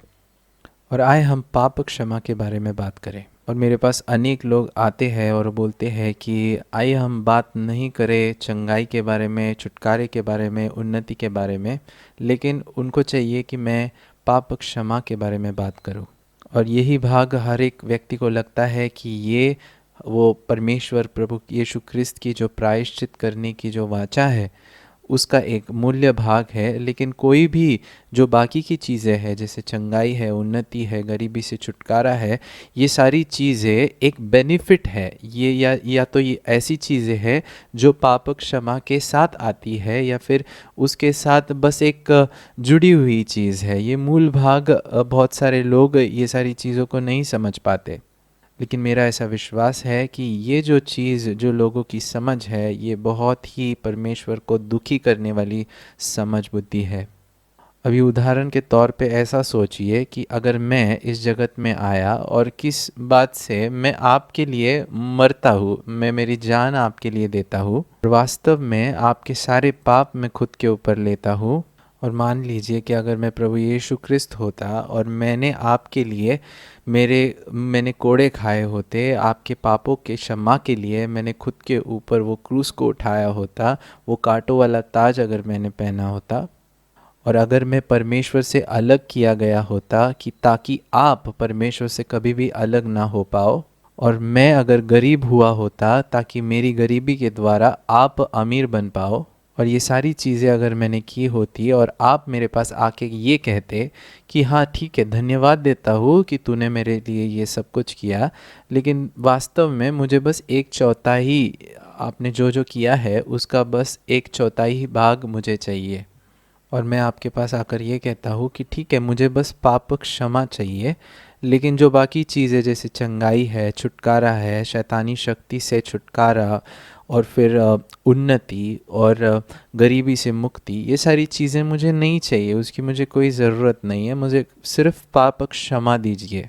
और तुमने वास्तव में मेरे लिए बहुत बड़ा काम किया है और मैं खुद को नम्र करता हूँ, और बस तूने जो पाप क्षमा दिया है, एक चौथाई जो भाग है वो ही मुझे चाहिए और वो ही मैं लेना चाहता हूँ। और अगर मैं उस जगह पे होता तो मैं सोचता, और मुझे बिल्कुल भी अच्छा नहीं लगता आप मुझे ये सारी चीज़ें जो आपको नहीं चाहिए, और मुझे लगता कि क्या क्या क्या उपयोग रहा ये बाकी की चीज़ें करके, कोई भी उसका उपयोग नहीं रहा। मैं इतनी मेहनत किया, मैं इस जगत में आया, आपके पापों के लिए मरा, मैंने उस क्रूस को उठाया, ये सारी चीज़ें करके कुछ भी फ़ायदा नहीं हुआ, और मैं बहुत ही खेदित या फिर दुखी हो जाता। और परमेश्वर ने इस जगत से ऐसी प्रीति की कि उसने बस अपना इकलौता पुत्र हमारे लिए दिया। किस उद्देश्य के लिए? इसलिए ताकि लोग नरक में नहीं जाए, बस पाप से मुक्ति पाकर ही नहीं, लेकिन चंगाई पाकर, गरीबी से मुक्ति भी पाकर। ये सारा उद्देश्य परमेश्वर का था। और मेरी इच्छा है कि आप पढ़े गलतियों उसका 1 अध्याय 4 वचन। उसमें लिखा है, उसी ने अपने आप को हमारे पापों के लिए दे दिया ताकि हमारे परमेश्वर और पिता की इच्छा के अनुसार हमें इस वर्तमान बुरे संसार से छुड़ाए। और ऐसे बहुत सारे उदाहरण हैं जो मैं आपको दे सकता हूँ। और अगर मैंने ये सारे दुख अगर आपके लिए उठाए होते और आपने बस एक चौथाई उसमें से लिया होता, तो मैं आपको बताना चाहता हूँ कि मैं बिल्कुल भी खुश नहीं होता इस चीज़ से। लेकिन परमेश्वर है, इसलिए परमेश्वर आपसे खुश नहीं है, लेकिन वो फिर भी आपसे प्यार करता है। अगर मैं होता तो शायद आपसे प्यार भी नहीं करता, लेकिन परमेश्वर है जो फिर भी आपसे प्यार करता है। और मैं ऐसा नहीं बताना चाहता कि परमेश्वर आपसे बहुत ही ज़्यादा गुस्सा है या फिर क्रोधित है, लेकिन निश्चित ही परमेश्वर बहुत ही उदास होंगे, क्योंकि आपके लिए ये सारी चीज़ें उपलब्ध है और इन सारी चीज़ों का फ़ायदा आप बिल्कुल भी उठा नहीं रहे। और वास्तव में क्रिस्ती समाज ने ऐसा प्रचार किया है कि परमेश्वर ने ये सारी चीज़ें तुम्हारे लिए की ताकि आपके पाप क्षमा हो सके, लेकिन जो बाकी चीज़ें हैं जैसे चंगाई है और छुटकारा है और गरीबी से मुक्ति है, ये सारी चीज़ें बस एक केक के ऊपर जैसे हम चेरी रखते हैं, जैसे एक्स्ट्रा चीज़ें बेनिफिट्स है, ये सारी चीज़ें एक्स्ट्रा है, और अगर परमेश्वर की इच्छा है तो वो तुम्हें चंगा करेगा, अगर नहीं है तो नहीं करेगा। ऐसा प्रचार हमारे क्रिस्ती समाज ने आज करके रखा है। और वो आपको ऐसा जताएंगे कि जो चंगाई है वो इस पूरे पैकेज का हिस्सा नहीं है। लेकिन मैं आपको बताना चाहता हूँ कि चंगाई और पाप क्षमा ये सारी चीज़ें एक ही पैकेज में आती है, एक ही साथ इकट्ठा आती है। और प्रभु यीशु के प्रायश्चित करने की जो वाचा है, ये सारी चीज़ें उसका एक मूल्य भाग है। और अगर आप ये सारी चीज़ें को इस दृष्टि से देखते हो तो मेरा विश्वास है कि बहुत सारे जो झूठे संदेश है उसको आप पूरी तरह से निकाल के फेंक दोगे। उदाहरण के तौर पे ऐसे संदेश है जहाँ पे लोग आपसे कहते हैं कि परमेश्वर है जिसने ये बीमारी तेरे जीवन में डाल के रखी है। और ऐसे समाचार जिसमें लोग बोलते हैं कि परमेश्वर की इच्छा है कि तू मरे, और जो लोग बोलते हैं कि परमेश्वर ने ये बीमारी तेरे जीवन में इसलिए डाली है क्योंकि वो तुझे कुछ सिखाना चाहता है, तुझे और नम्र बनाना चाहता है। और ये सारी जो समाचार है, जो सुसमाचार है, ये सारे झूठे समाचार है। अगर आपकी दृष्टि सच्चे वचन पर लगेगी तो आपको एहसास होगा कि ये सारे वचन, ये सारी चीज़ें परमेश्वर की इच्छा नहीं है। नहीं, ये सब चीज़ें सही नहीं है। मेरा ऐसा विश्वास है कि अगर परमेश्वर ने इतना सारा छल आपके लिए सहा, अपनी जान उस क्रूस पे दी, तो जैसे पाप क्षमा परमेश्वर प्रभु यीशु के प्रायश्चित करने वाली जो वाचा है उसका एक भाग है, उसी समान चंगाई भी उसी वाचा का एक भाग है। तो परमेश्वर बीमारी को आपके ऊपर नहीं डाल सकता, क्योंकि उसको चाहिए कि आप जैसे जिस तरह पाप से दूर रहो उसी तरह आप बीमारी से भी दूर रहो। और जैसे उसने आपको पाप क्षमा दी है उसी तरह से परमेश्वर ने आपको चंगाई भी दी है। और जैसे आप सोचते और बोलते हो कि मैं कभी भी पाप के निकट नहीं जाऊंगा, कभी भी मैं पाप नहीं करूंगा, तो उसी तरह से आपको सोचना है और बोलना है कि मैं बीमारी में नहीं रहूंगा, मैं बीमारी को अपना ताबा लेने में नहीं दूंगा। यही चीज़ आपको सोचनी है। अगर आप ऐसा सोचने लगोगे तो मैं आपको बताना चाहता हूँ, आपको चंगाई आपके शरीर में प्रकट होना शुरू हो जाएगी। और एक मूल जो कारण है कि बहुत सारे लोग चंगाई को अपने जीवन में अनुभव नहीं कर पाते, उसका एक कारण ऐसा है कि वो उस चीज़ को समर्पित नहीं है।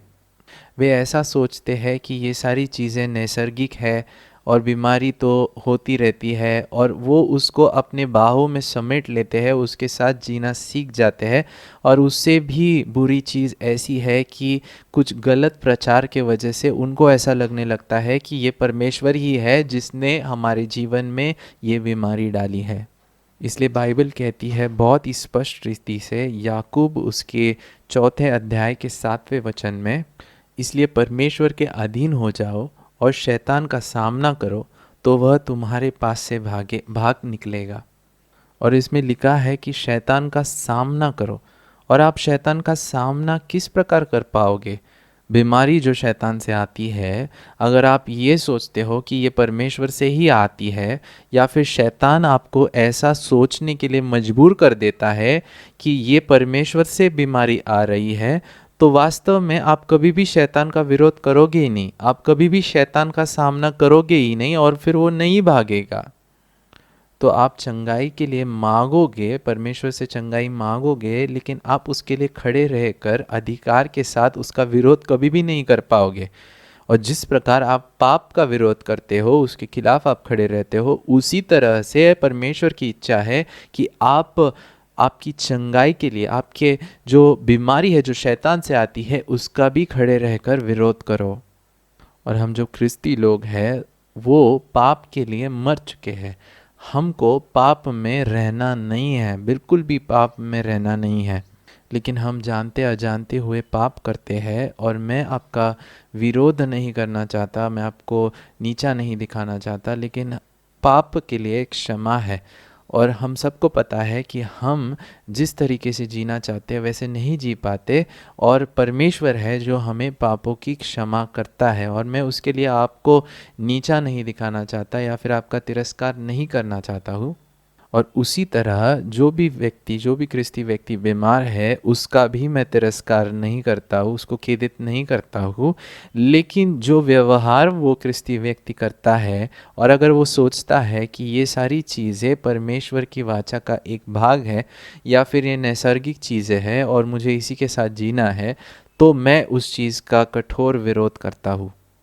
और ये जो व्यवहार है वो उसी तरह से इतना ज़्यादा बुरा है कि कल्पना के तौर पर अगर आप कहते हो कि पाप ऐसी चीज़ है जो परमेश्वर चाहता है कि मैं करूं, अगर आपने ऐसा कहा, तो अगर ये वास्तव में अगर आप कहते हो तो ये बुरी चीज़ है। उसी तरह से अगर आप कहते हो कि बीमारी ऐसी चीज़ है जो परमेश्वर चाहता है कि मेरे जीवन में रही, तो ये दोनों चीज़ें उसी तरह से बुरी है। और जैसे परमेश्वर ने हमें पापों से छुटकारा दिया है, उसी तरह से परमेश्वर ने हमें बीमारी से भी छुटकारा दिया है। और अगर आप बाहर जाके पाप करते हो, क्या उससे आप कुछ सीख सकते हो? निश्चित ही आप कुछ तो सीख सकते हो। और अगर आप ड्रग्स लेते हो, आप व्यसन करते हो, दारू पीते हो, अगर आप जाके गाड़ी चलाते हो, 2-3 लोगों को मार देते हो, आपको पुलिस पकड़ के लेके जाती है, और अगर आप गलत संबंधों में हो, अगर आप लैंगिक संबंध में हो और उसी के द्वारा आपको कोई बीमारी हो जाती है, तो ये सारी चीज़ें बहुत ही बुरी है। और इन सारी चीज़ों से आप एक व्यक्ति सीखता है कि ये सारी चीज़ें बुरी है और मुझे ये चीज़ें नहीं करनी चाहिए, और फिर वो चीज़ों से दूर रहता है। निश्चित ही आप इन सारी चीज़ों से कुछ सीखते हो, लेकिन क्या ये परमेश्वर की इच्छा है कि आप ये सारी चीज़ें करके कुछ तो सीखो? निश्चित ही ये परमेश्वर की इच्छा नहीं होगी। परमेश्वर की निश्चित ही ये इच्छा नहीं है कि आप दारू पी के गाड़ी चलाओ, किसी को मार दो और उसके द्वारा परमेश्वर आपको कुछ तो सिखाएगा। निश्चित ही ये परमेश्वर की इच्छा नहीं है, लेकिन अगर आप उसमें से सीखते हो तो वो अच्छी बात है। और कोई भी व्यक्ति ऐसा नहीं कह सकता कि मुझे परमेश्वर ने दारू पीने को बोला, मुझे परमेश्वर ने गाड़ी ज़ोर से चलाने में प्रवृत्त किया, और मुझे परमेश्वर ने इस व्यक्ति का खून करने लगाया ताकि परमेश्वर मुझे नम्र करे और उस चीज़ से मुझे कोई बड़ा चीज़ मुझे परमेश्वर सिखाए। ऐसा कोई भी व्यक्ति नहीं कह सकता। देखिए, आप ये सारी चीज़ें नहीं कहोगे क्योंकि आपको पता है कि प्रभु यीशु हमें पापों से छुटकारा देने के लिए क्रूस पे मरा। और उसी तरह से मैं कह रहा हूँ कि परमेश्वर आपके लिए मरा ताकि वो आपके शारीरिक जो आपका देह है उसको हर एक बीमारी से छुटकारा दे पाए। और जो बीमारी आपके शरीर में है उसका रचयिता हमारा परमेश्वर बिल्कुल भी नहीं है। और अगर हम पढ़ते हैं प्रेरितों के काम उसके 10वें अध्याय के 38 वचन में, वहाँ पे लिखा है कि परमेश्वर ने किस रीति से यीशु नासरी को पवित्र आत्मा और सामर्थ से अभिषेक किया, वह भलाई करता और सबको जो शैतान के सताए हुए हैं अच्छा करता फिरा, क्योंकि परमेश्वर उसके साथ था।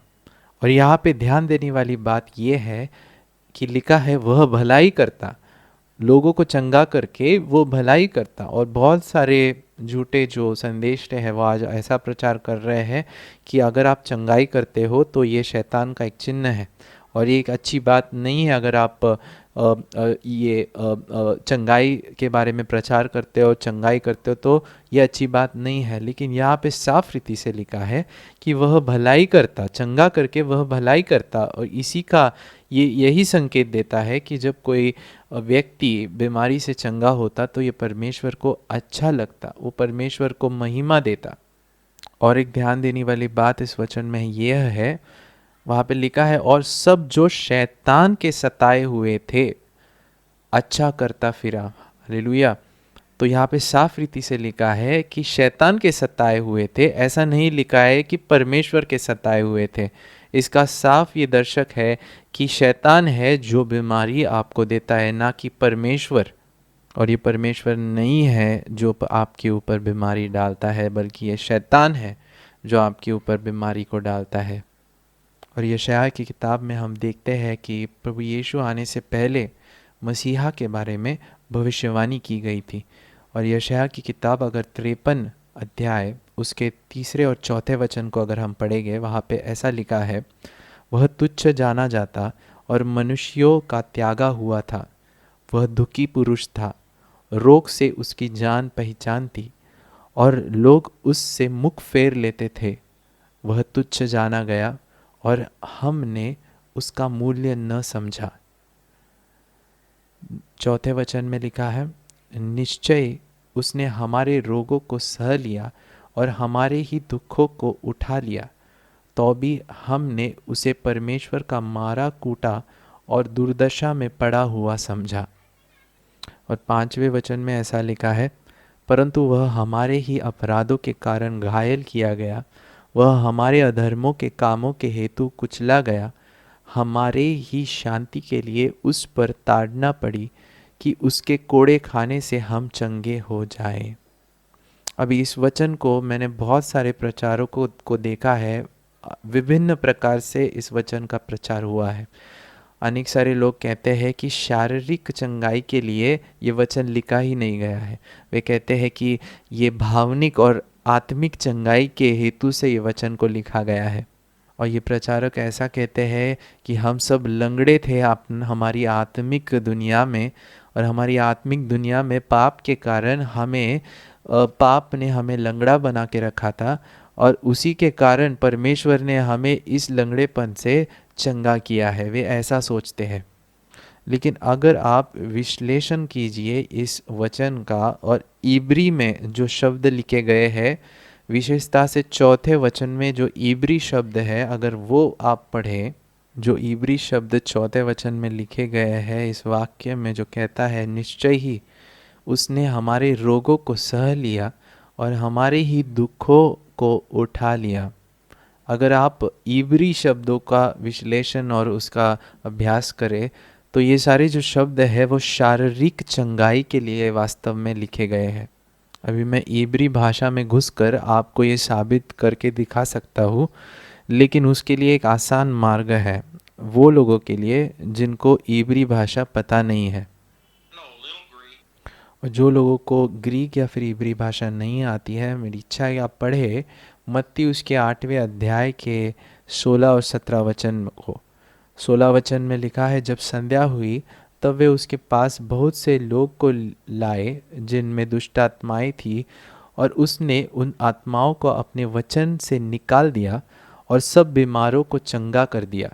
17 वचन, ताकि जो वचन यशायाह भविष्यवक्ता के द्वारा कहा गया था वह पूरा हो, कि उसने अपने आप अपनी दुर्बलता को ले लिया और हमारी बीमारी को उठा लिया। हालेलुया। ये वचन उस वचन के बारे में कह रहा है जो हमने यशायाह 53 में पढ़ा था, और वहाँ पे लिखा था कि उसने हमारी कमज़ोरी को, हमारी जो भी गलतियाँ हैं, हमारी जो दुखों को उसने उठा लिया। और जो लोग कहते हैं कि वह बस आत्मिक दुख है, जो भावनात्मक दुख है या भावनात्मक चंगाई है, वो जो लोग बोलते हैं कि परमेश्वर उसी के बारे में उस वचन में दर्शा रहा है, तो ये वचन में लिखा है कि उसने दुर्बलताओं को ले लिया और हमारी बीमारियों को भी ले लिया है। तो वो सारे जो वचन जो दूसरे लोग प्रचार करते हैं, भावनात्मक और आत्मिक चंगाई उसमें वो एक भाग है, लेकिन उसका मूल भाग हमारी शारीरिक बीमारियों को उसने ले लिया है। ये उसका मूल्य भाग है। और ये बहुत ही सामर्थ से भरा हुआ सत्य है कि जो यशायाह 53 उसके चौथे वचन में लिखा गया है कि उसने हमारी कमज़ोरियों को, हमारे सारी दुर्बलताओं को, हमारे पापों को ले लिया। और वो 5वें वचन में लिखा है कि वो मारा गया, उसके फटकों के द्वारा हमें चंगाई प्राप्त हुई। ये सिर्फ भावनात्मक या फिर आत्मिक चंगाई को नहीं दर्शाता, लेकिन मत्ती उसके 8वें अध्याय में हमने जो पढ़ा वो उसको साबित करता है कि ये शारीरिक चंगाई के बारे में 100% यहाँ पे लिखा गया है। और 2 दर्जन से भी ज़्यादा शास्त्र भाग और वचन ऐसे हैं जिसमें साफ रीति से लिखा गया है कि शारीरिक चंगाई ये परमेश्वर के प्रायश्चित करने वाली की जो वाचा है उसका एक मूल बहुत ही महत्वपूर्ण भाग है। इसलिए ये कोई विकल्प नहीं है, और ये बहुत ही गलत चीज़ है अगर हम कहते हैं कि बस हम पाप क्षमा के बारे में प्रचार करेंगे और चंगाई के बारे में नहीं। और ये बहुत ही गलत चीज़ है। और मैंने लोगों को देखा है कि वो जैसे केक को हम स्लाइस करते हैं, उसी प्रकार परमेश्वर की वाचा को, परमेश्वर के प्रायश्चित करने की वाचा को स्लाइस करते हैं और कहते हैं कि ये भाग महत्वपूर्ण है और ये भाग हमारे लिए ज़रूरी नहीं है। लेकिन ये बात बहुत ही गलत है, ये सारी चीज़ें सत्य नहीं है, और ये सारी चीज़ें जो है वो सारी चीज़ें महत्वपूर्ण है। और ऐसा प्रचार कर कर हम परमेश्वर को खेदित करते हैं, और परमेश्वर का इस जगत में आकर हमें जो संदेश देने का जो मूल्य मकसद था, उस मकसद को हम नहीं समझते हैं। और हम बस बोलते हैं कि हम पिक एंड चूज़ करेंगे, हमको जो चाहिए वही हम उठाएंगे और उसको ही हम चुनेंगे। इससे परमेश्वर खेदित होता है, और इस वास्तव के जगत को हम ऐसे प्रस्तुत करते हैं कि परमेश्वर की जो वाचा है वो बस भविष्य काल के लिए है, स्वर्ग और नरक के लिए है, लेकिन वास्तव की स्थिति के लिए, जो उनकी वास्तव की जो बीमारी है उसका उसके साथ कोई संबंध नहीं है। ये गलत संदेश लोगों तक पहुंचाता है। और अगर हम बाइबल को पढ़े, यूहन्ना उसके 5वें अध्याय के 19 वचन में, इस पर यीशु ने उनसे कहा, मैं तुमसे सच सच कहता हूँ, पुत्र आपसे कुछ नहीं कर सकता, केवल वह जो पिता को करते देखता है, क्योंकि जिन जिन कामों को वह करता है उन्हें पुत्र भी उसी रीति से करता है। और अगर इस वचन को हम इब्रानियों उसके पहले अध्याय के 3 वचन के साथ हम उसे जोड़ें, और इस वचन में प्रभु यीशु के बारे में लिखा है, वह उसकी महिमा का प्रकाश और उसके तत्व की छाप है, और सब वस्तुओं को अपनी सामर्थ्य के वचन से संभालता है। वह पापों को धोकर ऊंचे स्थानों पर महिमन के दाहिने जा बैठा। अगर यहाँ पे हम देखेंगे तो यहाँ पे लिखा है महिमा का प्रकाश और उसके तत्व की छाप है। अगर इब्री में अगर हम इस वचन का विश्लेषण करें तो यहाँ पे लिखा है कि जैसा परमेश्वर है उसकी ही प्रतिरूप है प्रभु यीशु, उसका ही एग्जैक्ट कॉपी या फिर आइडेंटिकल हम बोल सकते हैं तत्व की छाप है प्रभु यीशु। जो हमने यूहन्ना में पढ़ा, वहाँ पे प्रभु यीशु कहते हैं कि जो कुछ भी पिता करता है वो करते मैं देखता हूँ और वही मैं करता हूँ। और इब्रानियों में हमने पढ़ा कि जो भी प्रभु यीशु करता है वो परिपूर्ण है और वो परमेश्वर की इच्छा होती है। तो यहाँ पे सिद्ध होता है कि प्रभु यीशु का अगर हम जीवन देखें तो प्रभु यीशु ने उसके पूरे जीवन में कभी भी किसी भी व्यक्ति पे बीमारी नहीं डाली। कभी भी प्रभु यीशु ने किसी व्यक्ति को बीमार नहीं किया, लेकिन उसको चंगा ही किया है। और इस चीज़ से हमें पता चलता है कि परमेश्वर की भी यही इच्छा है कि वो आपको चंगा देखे। चंगा करने की ही इच्छा प्रभु यीशु और परमेश्वर की है। और जब प्रभु यीशु इस जगत में जी रहे थे तब हमेशा प्रभु यीशु ने यही कहा है कि मैं मेरे पिता का हूबहू एक प्रतिरूप हूँ। हमेशा प्रभु यीशु ने हर एक व्यक्ति को चंगा किया है। बाइबल में ऐसा कहीं पे भी नहीं लिखा गया कि प्रभु यीशु ने किसी को बीमारी दी है या फिर किसी को बीमार बनाया है, लेकिन हमेशा प्रभु यीशु ने लोगों को चंगा किया है। और शायद बाइबल में मुझे पता है कि 2 बार वैसा हुआ है कि लोगों ने चंगाई स्वीकार करने से नकार दे दिया, उनको चंगाई नहीं चाहिए थी। और ऐसा नहीं था कि प्रभु यीशु को उन्हें चंगा नहीं करना था, लेकिन उन्हें चंगाई नहीं चाहिए थी। लेकिन ऐसा कभी भी बाइबल में हुआ नहीं कि प्रभु यीशु ने किसी के ऊपर हाथ रखा और उन्हें बीमारी दी हो, या फिर ऐसा बोला प्रभु यीशु ने कि प्रभु परमेश्वर चाहते हैं कि तुम बीमार रहो। ऐसा कभी भी नहीं हुआ। लेकिन कुछ चर्चेस ऐसे हैं जो बताते हैं कि परमेश्वर की इच्छा है कि आप बीमार रहो, और अगर वे ऐसा बताते हैं तो वो परमेश्वर का प्रतिरूप या फिर परमेश्वर को इस दुनिया को प्रस्तुत नहीं कर रहे हैं। और प्रभु यीशु की इच्छा नहीं है कि ये लोग परमेश्वर को इस तरीके से प्रस्तुत करें, ना कि परमेश्वर की इच्छा है। आप चाहे किसी भी तरीके से इसे कह ले, लेकिन ये तरीका नहीं है जिस तरीके से प्रभु यीशु ने हमारे परमेश्वर को इस दुनिया को प्रस्तुत किया। आज के चर्च के तरीके ऐसे बिल्कुल भी नहीं है। और बाइबल में 17 बार ऐसा हुआ है कि जब प्रभु यीशु ने जितने भी बीमार लोग आए थे उन सब को प्रभु यीशु ने चंगा कर दिया। और मैं समय लेकर हर एक शास्त्र भाग में मैं डिटेल में नहीं जाने वाला, लेकिन आपके पास अगर समय हो तो आप इसका अभ्यास कर सकते हो। लेकिन मैंने एक स्टडी बाइबल लिखी है और उस स्टडी बाइबल में मैंने हर एक चीज़ जो 17 बार प्रभु यीशु ने सबको चंगा कर दिया वो मैंने सब कुछ विश्लेषण में हर एक चीज़ वहाँ पे लिखी है। और मत्ती 8 उसके 16 अध्याय में आप इसके बारे में पढ़ सकते हो। और नए करार को अगर आप पढ़ोगे तो आप देखोगे कि हर एक घटना, हर एक कहानी या फिर जो भी घटना वहाँ पे हुई वो बार बार अलग अलग किताबों में लिखी गई है, लेकिन बराबर 17 बार ऐसा हुआ है कि प्रभु यीशु के पास जो भी बीमार आए प्रभु यीशु ने उन सब को चंगा किया है। और 47 बार ऐसा हुआ है कि प्रभु यीशु ने एक या दो लोगों को वहाँ पे चंगा किया है। और ये बाइबल में हर एक चीज़ जो मैंने स्टडी बाइबल लिखी है उसके फुट नोट में आप ये देख सकते हो कि मैंने हर एक चीज़ वहाँ पे लिख कर विश्लेषण में दी है कि कैसे परमेश्वर ने हमेशा लोगों को चंगा ही किया है। कभी भी परमेश्वर ने, प्रभु यीशु ने कभी भी किसी के ऊपर बीमारी नहीं डाली है या फिर परमेश्वर का जो रूप है उसको गलत तरीके से इस जगत के सामने परमेश्वर ने कभी भी प्रस्तुत नहीं किया है।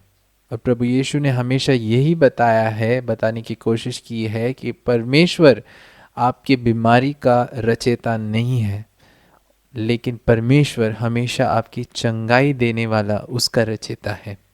और इसका और एक सबूत जो हमें बाइबल में मिलता है उसका है, अगर आप व्यवस्था विवरण वो पढ़े 28 अध्याय, उसमें आप देखोगे अनेक बार आपने पढ़ा होगा, वहाँ पे लिखा है यदि तू अपने परमेश्वर यहोवा की ये सब आज्ञाएं मानेगा, और आगे लिखा है अगर तू नहीं मानेगा। तो अगर तू मानेगा तो वहाँ पे सारे आशीष दिए हुए हैं एक बाजू में, और अगर तू नहीं मानेगा तो सारे श्राप दिए हुए हैं एक बाजू में।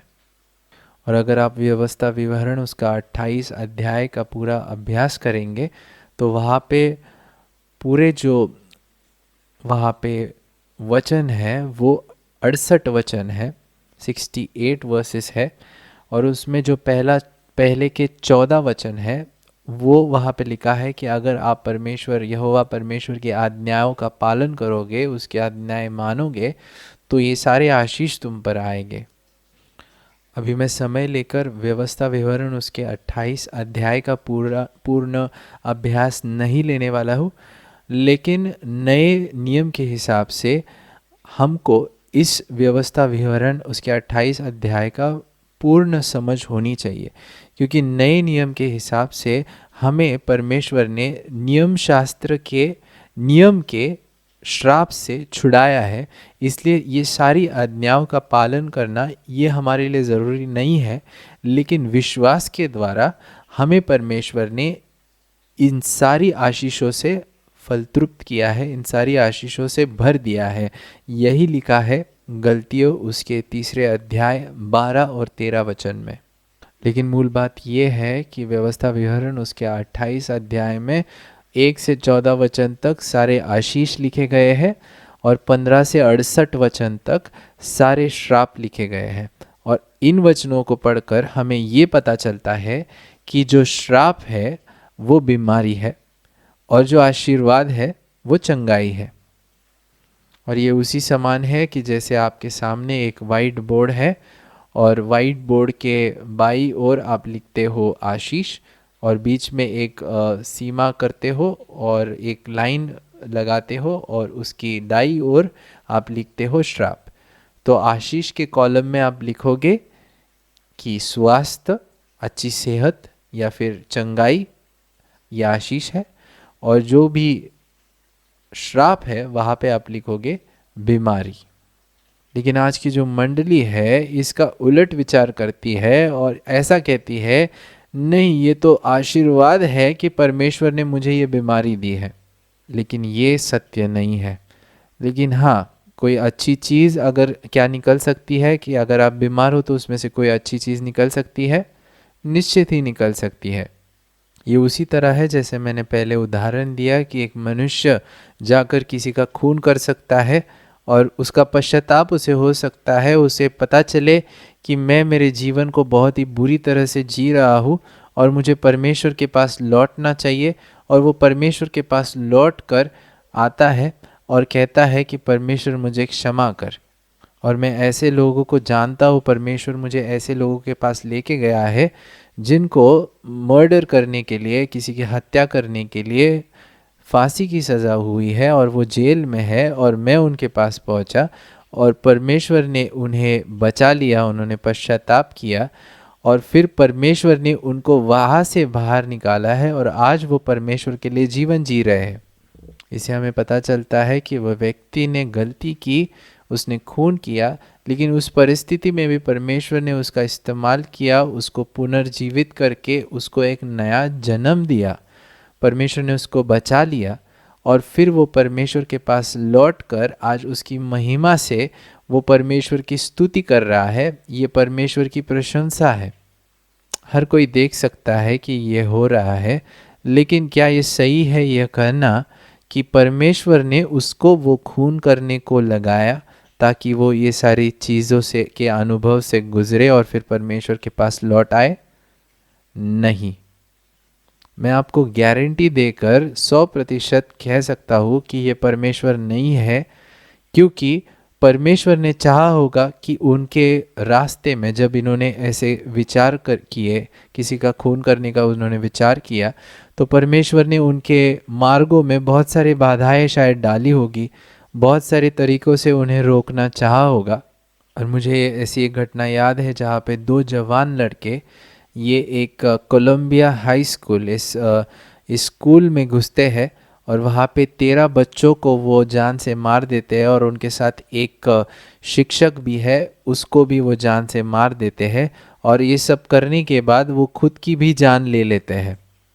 और इन दोनों में से जो एक लड़का था वो एक बाइबल स्टडी में था, और वो बाइबल स्टडी में बैठा था और वहाँ के जो प्रचारक थे उनको आत्मा में वहाँ पे महसूस हुआ और उन्होंने कहा कि यहाँ पे कोई व्यक्ति ऐसा बैठा है जिसके मन में ऐसे विचार आ रहे हैं कि वो दूसरों का खून करे और खुद का भी वो खून करे, खुद को भी मार दे।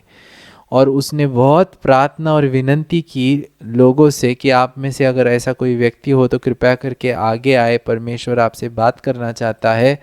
लेकिन वो व्यक्ति आगे नहीं आया और ये बाइबल स्टडी के बाद एक सप्ताह में ही ये घटना कोलंबिया हाई स्कूल में हुई जहाँ पे ये हत्याकांड हुआ।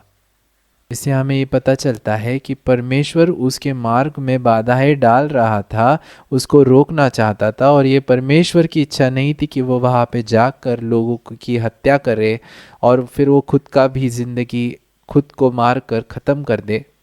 लेकिन ऐसे भी लोग हैं जिन्होंने दूसरों की हत्या की और उसके बाद परमेश्वर के पास लौट आए और परमेश्वर ने उन्हें स्वीकार किया। ये याद रखें कि जो कुछ भी शैतान ने आपके जीवन में किया है वो परमेश्वर इस्तेमाल कर सकता है आपको उसके पास ले आने के लिए या फिर उसकी प्रशंसा के लिए। लेकिन इसका ये अर्थ नहीं है कि परमेश्वर ने आपको गलत करने के लिए प्रवृत्त किया है। और उसी रीति से ऐसा भी होता है कि शैतान अनेक लोगों को बीमारी देता है, पैरालिसिस देता है, कर्क रोग या फिर कैंसर उन्हें हो जाता है, और उस परिस्थिति से उन लोगों को एहसास होता है कि शायद वो उस तरीके का जीवन नहीं जी रहे हैं, आत्मिक जीवन नहीं जी रहे हैं, और उस परिस्थिति से वो जागरूक हो जाते हैं, परमेश्वर के पास लौट आते हैं और शैतान को अपने जीवन में जगह नहीं देते हैं। और ये लोगों को एहसास होता है कि शायद वो खुद के बारे में ही ज़्यादा सोचते थे या फिर परमेश्वर और दूसरों के बारे में ज़्यादा नहीं सोचते थे पहले। और फिर ऐसे लोग परमेश्वर को धन्यवाद देने लगते हैं कि परमेश्वर तूने, धन्यवाद देता हूँ कि तूने ये बीमारी हमारे जीवन में रखी है, हमें दी है ताकि हम नम्र हो पाए। लेकिन ऐसे लोगों को जानना बहुत ही ज़रूरी है कि ये परमेश्वर नहीं है कि जो आपको बीमारी दे रहा है आपको नम्र करने के लिए, उसी तरह से कि जिस तरह से उसकी इच्छा नहीं है कि आप पाप से किसी का खून कर दो और उसके द्वारा आप नम्र हो या फिर आप कुछ सीखो, उसी तरह से ये दोनों चीज़ें एक दूसरे के साथ जाती है, एक दूसरे के साथ चलती है। और ये दोनों चीज़ें समान है कि जैसे आपको परमेश्वर कोई बीमारी में नहीं डालेगा आपको नम्र करने के लिए, उसी तरह से आपको पाप में डालकर किसी का खून करने को नहीं बोलेगा आपको नम्र करने के लिए। और देखिए, सब बात की एक बात, ये सारी चीज़ें कैसे मेरे जीवन में कारगर हुई है, सफल हुई है, वो ये बात जानकर हुई है कि परमेश्वर की जो वाचा है, प्रायश्चित करने की जो वाचा है, उसका करार है, जैसे पाप क्षमा उस वाचा का एक भाग है, उसी तरह से चंगाई भी इस वाचा का एक बहुत ही बड़ा हिस्सा है। और उसी तरह से जैसे मैं पाप से दूर भागता हूँ, उसी तरह से मुझे बीमारी से भी दूर भागना है। और बीमारी को आपने बिल्कुल भी स्वीकार नहीं करना चाहिए, उससे दूर भागना है। और उसी तरीके से जैसे आप कहते हो कि परमेश्वर, शायद मुझे लगता है कि आप मुझे मदद कर सकते हो पाप नहीं करने के लिए, और मुझे पता नहीं प्रभु कि तेरी इच्छा है क्या कि मैं पाप ना करूं, या फिर मुझे लगता है प्रभु कि तेरी इच्छा है कि मैं पाप करता रहूं। देखिए, ऐसे व्यवहार को, ऐसे विचार शैली को या फिर ऐसे सोच को कोई भी सीधा नहीं कर सकता। लेकिन आज का जो आधुनिक जो मंडली है, कलीसिया है, वो यही बातें तो करते हैं। वो कहते हैं कि परमेश्वर, हमें पता है कि तू चंगा कर सकता है, लेकिन तेरी इच्छा होगी तो हमें तू चंगा कर। और बस वहाँ पे ही वो ये बातों को छोड़ देते हैं। और अगर उन्हें चंगाई प्राप्त हुई तो ये परमेश्वर की इच्छा रही होगी, और अगर चंगाई प्राप्त नहीं हुई तो ये परमेश्वर की इच्छा नहीं रही होगी। ये बात पूरी तरीके से गलत है। ये उसी समान है कि कहना कि परमेश्वर, अगर तेरी इच्छा है कि मैं व्यभिचार ना करूं, तो मैं जैसे बाहर निकलता हूँ व्यभिचार करने के लिए, तो मुझे तू रोक। और अगर वे व्यक्ति व्यभिचार नहीं करते हैं तो वो परमेश्वर से कहते कि परमेश्वर, धन्यवाद कि तूने मुझे रोका है। और अगर वे व्यभिचार करते हैं तो वो कहते हैं कि परमेश्वर की इच्छा शायद नहीं रही होगी कि मैं व्यभिचार करूं। देखिए, वास्तव में हम कभी भी ऐसे विचार नहीं करेंगे, ऐसे बोलेंगे नहीं, क्योंकि व्यभिचार करना ये पाप है। लेकिन बीमारी को वे इस रीति से देखते हैं जैसे वो एक विकल्प के समान है। नहीं, चंगाई की कीमत उसी रीति से चुकाई गई है जिस रीति से पाप क्षमा की कीमत चुकाई गई है। और इसीलिए हम रोगों को, हमने क्रोधित होना चाहिए, हमने उसका तिरस्कार करना चाहिए, पूरी तरह से उसको खारिज करना चाहिए। देखिए, बीमारी को लोग एक हद तक उसको सहन कर सकते हैं, उसी तरीके से पाप को भी लोग एक हद तक उसे सहन कर सकते हैं। लेकिन आपके जीवन में एक ऐसा मुकाम आकर पहुंच जाता है कि आप कहते हो कि मैं ये चीज़ें नहीं करने वाला, मैं मर जाऊंगा लेकिन मैं ये चीज़ नहीं करने वाला। और जब आप ऐसा सोचने लगोगे तो आप देखोगे कि आपके जीवनों में नया काम होना शुरू हो जाएगा। और जब आप ऐसा सोचने लगोगे और घोषणा करने लगोगे तो आप देखोगे कि पाप आपके जीवन से दूर होते जा रहा है। और उसी तरीके से जैसे आप बीमारी से दूर भागोगे, उसका विरोध करोगे, आप देखोगे कि चंगाई आपके जीवन में प्रस्तुत होना या फिर आपके जीवन में वो काम करना शुरू हो जाएगी। और इस विषय पे बहुत सारी चीज़ें हैं जो मुझको आपके साथ बांटनी है। हम देखेंगे कि क्यों हर एक व्यक्ति चंगा नहीं होता है, और हम फिर देखेंगे कि कौन से नियम है, कौन सा नियम है जिसके, कौन से सिद्धांत है जिसके द्वारा चंगाई उसका नियंत्रण होता है। और ऐसी बहुत सारी चीज़ें हैं जो हम सीख सकते हैं। लेकिन मेरा ऐसा विश्वास है कि आज जो मैंने बताया है वो एक मजबूत पाया है या फिर एक फाउंडेशन है जिसके ऊपर आप आगे की चीज़ें सीख सकते हो। और मैं जैसे शुरुआत में मैंने बताया वही मैं बताना चाहता हूँ कि मैं वैयक्तिक रीति से चंगाई इस क्षेत्र में अद्भुत काम होता हुआ देख रहा हूँ, खुद मेरे जीवन में, और जैसे मैं दूसरों को प्रचार करता हूँ उनके जीवन में भी मैं देख रहा हूँ। और जब तक आपके पास मैं बता रहा हूँ उससे बेहतर परिणाम नहीं है, तब तक मैं जो बता रहा हूँ वो आपको बहुत ही सावधानी से सुनकर उसके हिसाब से करना होगा। और मेरे जीवन में जैसे ये वचन 100% काम कर रहा है, मेरी इच्छा है कि आपके जीवन में भी ये करे। और ये जो है ये मजबूत जड़ है जिसके ऊपर, और ये सत्यता की जड़ है जिसके ऊपर चंगाई काम करती है। और मेरे लिए प्रभु यीशु ने कोड़े खाए ताकि मैं मेरी बीमारी से चंगा हो पाऊँ, उसी समान जैसे मेरे लिए वो उस क्रूस पे मारा गया ताकि मेरे पापों से मैं छुटकारा प्राप्त करूँ। और मैं आपको बताना चाहता हूँ कि जितने भी प्रचारकों को मैं जानता हूँ जो बड़ी बड़ी सभाएं करते हैं और हज़ारों लाखों लोग उनकी सभाओं में आके चंगाई प्राप्त करते हैं, ये सारे लोगों का यही मानना है कि प्रभु यीशु हमारे पापों के लिए मरा, और जिस तरीके से वो हमारे पापों के लिए मरा उसी तरीके से वो हमारे रोग दूर करने के लिए उसने कोड़े खाए और हमारे लिए वो मरा। और वे सारे लोग इसी बात से सहमत होंगे, और वो सहमत है कि परमेश्वर पापों की क्षमा और रोगों से मुक्ति, ये सारी चीज़ें एक ही वाचा का हिस्सा है। एक ही परमेश्वर की प्रायश्चित करने की जो वाचा है उस सभी का एक मूल हिस्सा है चंगाई देना और पापों से मुक्ति करना।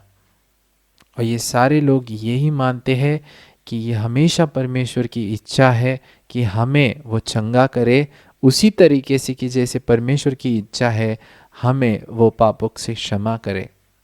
और अगर ऐसा व्यवहार आप रखोगे तो हमेशा शैतान आपसे दूर ही भागता रहेगा। और जैसे याकूब की किताब उसके 4 अध्याय 7 वचन में लिखा है कि आपको शैतान का सामना करना है, उसका विरोध करना है, और वो फिर आपसे दूर भागेगा। तो अगर चंगाई परमेश्वर से है और बीमारी शैतान से है, तो आपको इन दोनों में एक भेद समझना है, इन दोनों चीज़ों को अलग करना है, और आपको शैतान का कठोर तरीके से विरोध करना है, उससे दूर भागना है।